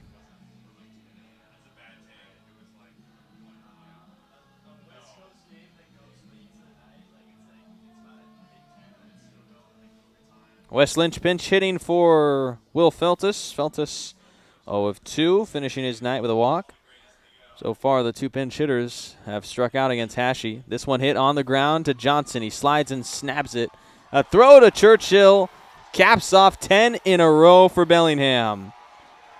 An unbelievable run for your Bells. They battle back in this game from down 2-0 to an 8-3 victory. And the Bellingham Bells get it done, taking down the Port Angeles Lefties for a series sweep over their North Division opponents. It'll be a long time till you see your Bellingham Bells back here at home. July 7th, the next home game against the Northwest Star Nighthawks. It's 3 straight non-league games when they're back home. But follow your Bells tomorrow in the West Coast League's Game of the Week against the Victoria Harbor Cats on Friday tomorrow, starting at, I believe, 6:35. Let's double-check the time.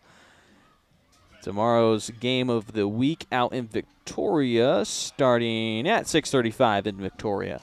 They'll have a 3-game set against the Harbor Cats with Monday off to travel up to Edmonton, and then they cap off a Canada trip with a weekend series against the Nanaimo the first weekend of July. We'll see them back here at home on July 7th.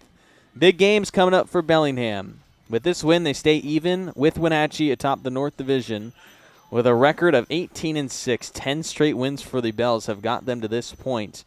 And now they're trying to maybe grab an early playoff berth, but those Apple Sox not letting up. Wenatchee, I think, tonight is their 3rd straight win. So we need some help from the Walla Walla Sweets over the weekend, hopefully taking down the Apple Sox one more time than we lose to the Harbor Cats, if we lose. Right now it feels like we can, but we'll see. The Victoria Harbor Cats always a good competitor against us. The North Divisional title game a couple of years ago, we lost to them out there on Vancouver Island. 8-3 the final here from Joe Martin Field. We'll be back with all the full stats for you. And then we'll have a long break till we see you back here at the Joe.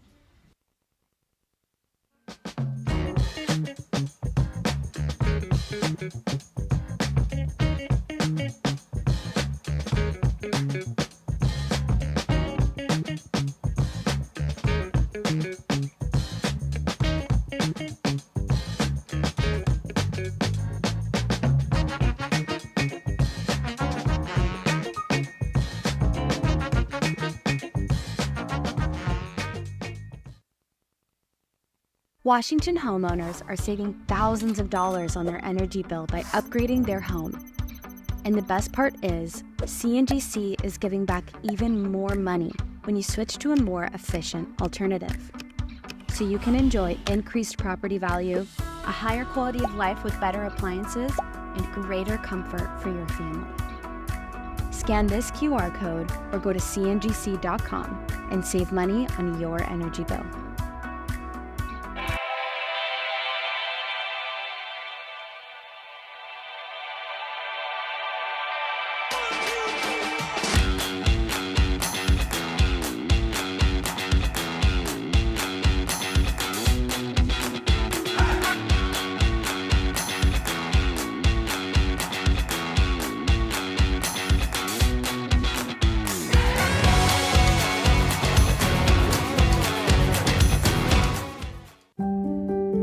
Have you had a fall, sprain, or break? Skip the emergency room and go straight to the experts, Proliance Pacific Rim orthopedic surgeons. With walk-in, same-day orthopedic care, you won't have to wait for the treatment you need. And to better serve our community, we've extended our walk-in clinic hours, 1 to 8 p.m. Monday through Friday and 9 a.m. to 5 p.m. on Saturdays. Proliance Pacific Rim orthopedic surgeons. Puget Sound Energy is thrilled to team up with the Bellingham Bells for Community Wednesdays this season. Every Wednesday home game at Joe Martin Field, PSC and the Bells will celebrate a featured Whatcom County nonprofit with a $2,000 donation. Come out to the ballpark to cheer on the Bells while supporting these amazing organizations that make our community stronger. Together, we're building a better Whatcom County. See you at the field. Go Bells!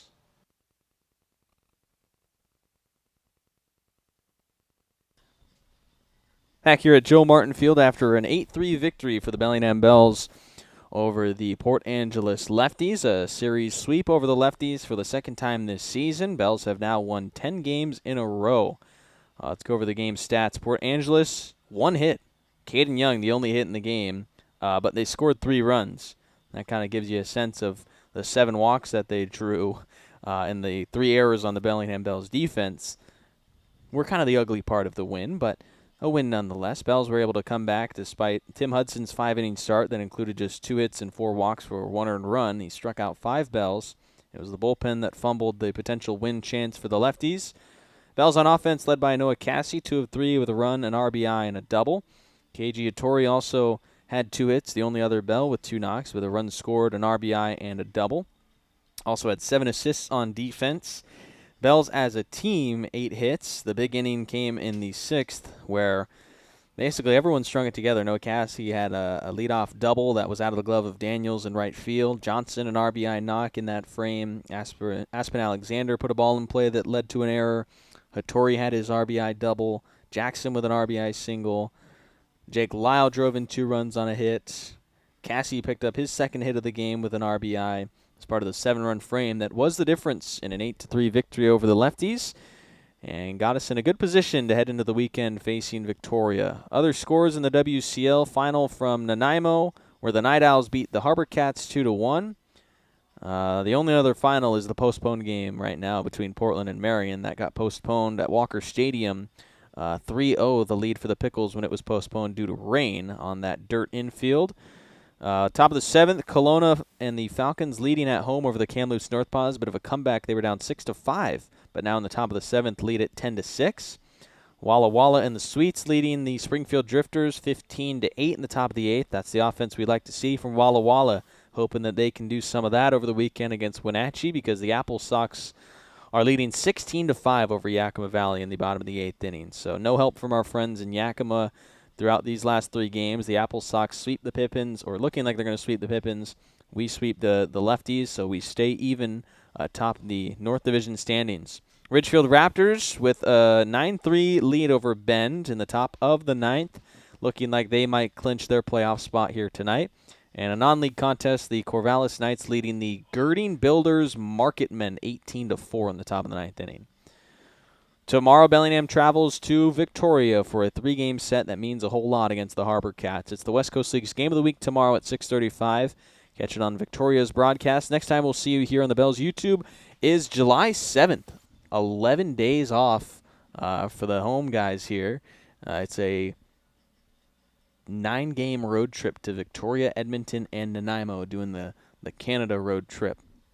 They'll be back home against 3 non-league opponents, and then back into league action against who else but the Port Angeles Lefties. We've played them 6 times already. Why not add 3 more onto that? And so far it's been very successful. 6-0 against the Lefties, so a favorable matchup as the Bells will be beginning their second half home schedule, hopefully pushing towards a potential playoff berth if they can't clinch it out in Victoria this weekend. But follow your Bells on socials, on the Bellingham Bells website. You can go to the news tabs and check out all the recaps from the games over the weekend, and we'll see you back here at home on July 7th. A long break for Bellingham, but lots to happen while they're away. 8-3 the win tonight. Bells get the sweep done, and it's 10 straight for Bellingham, looking for a couple more against the Harbor Cats. We'll see you in about 2 weeks almost. So have a good night and go Bells.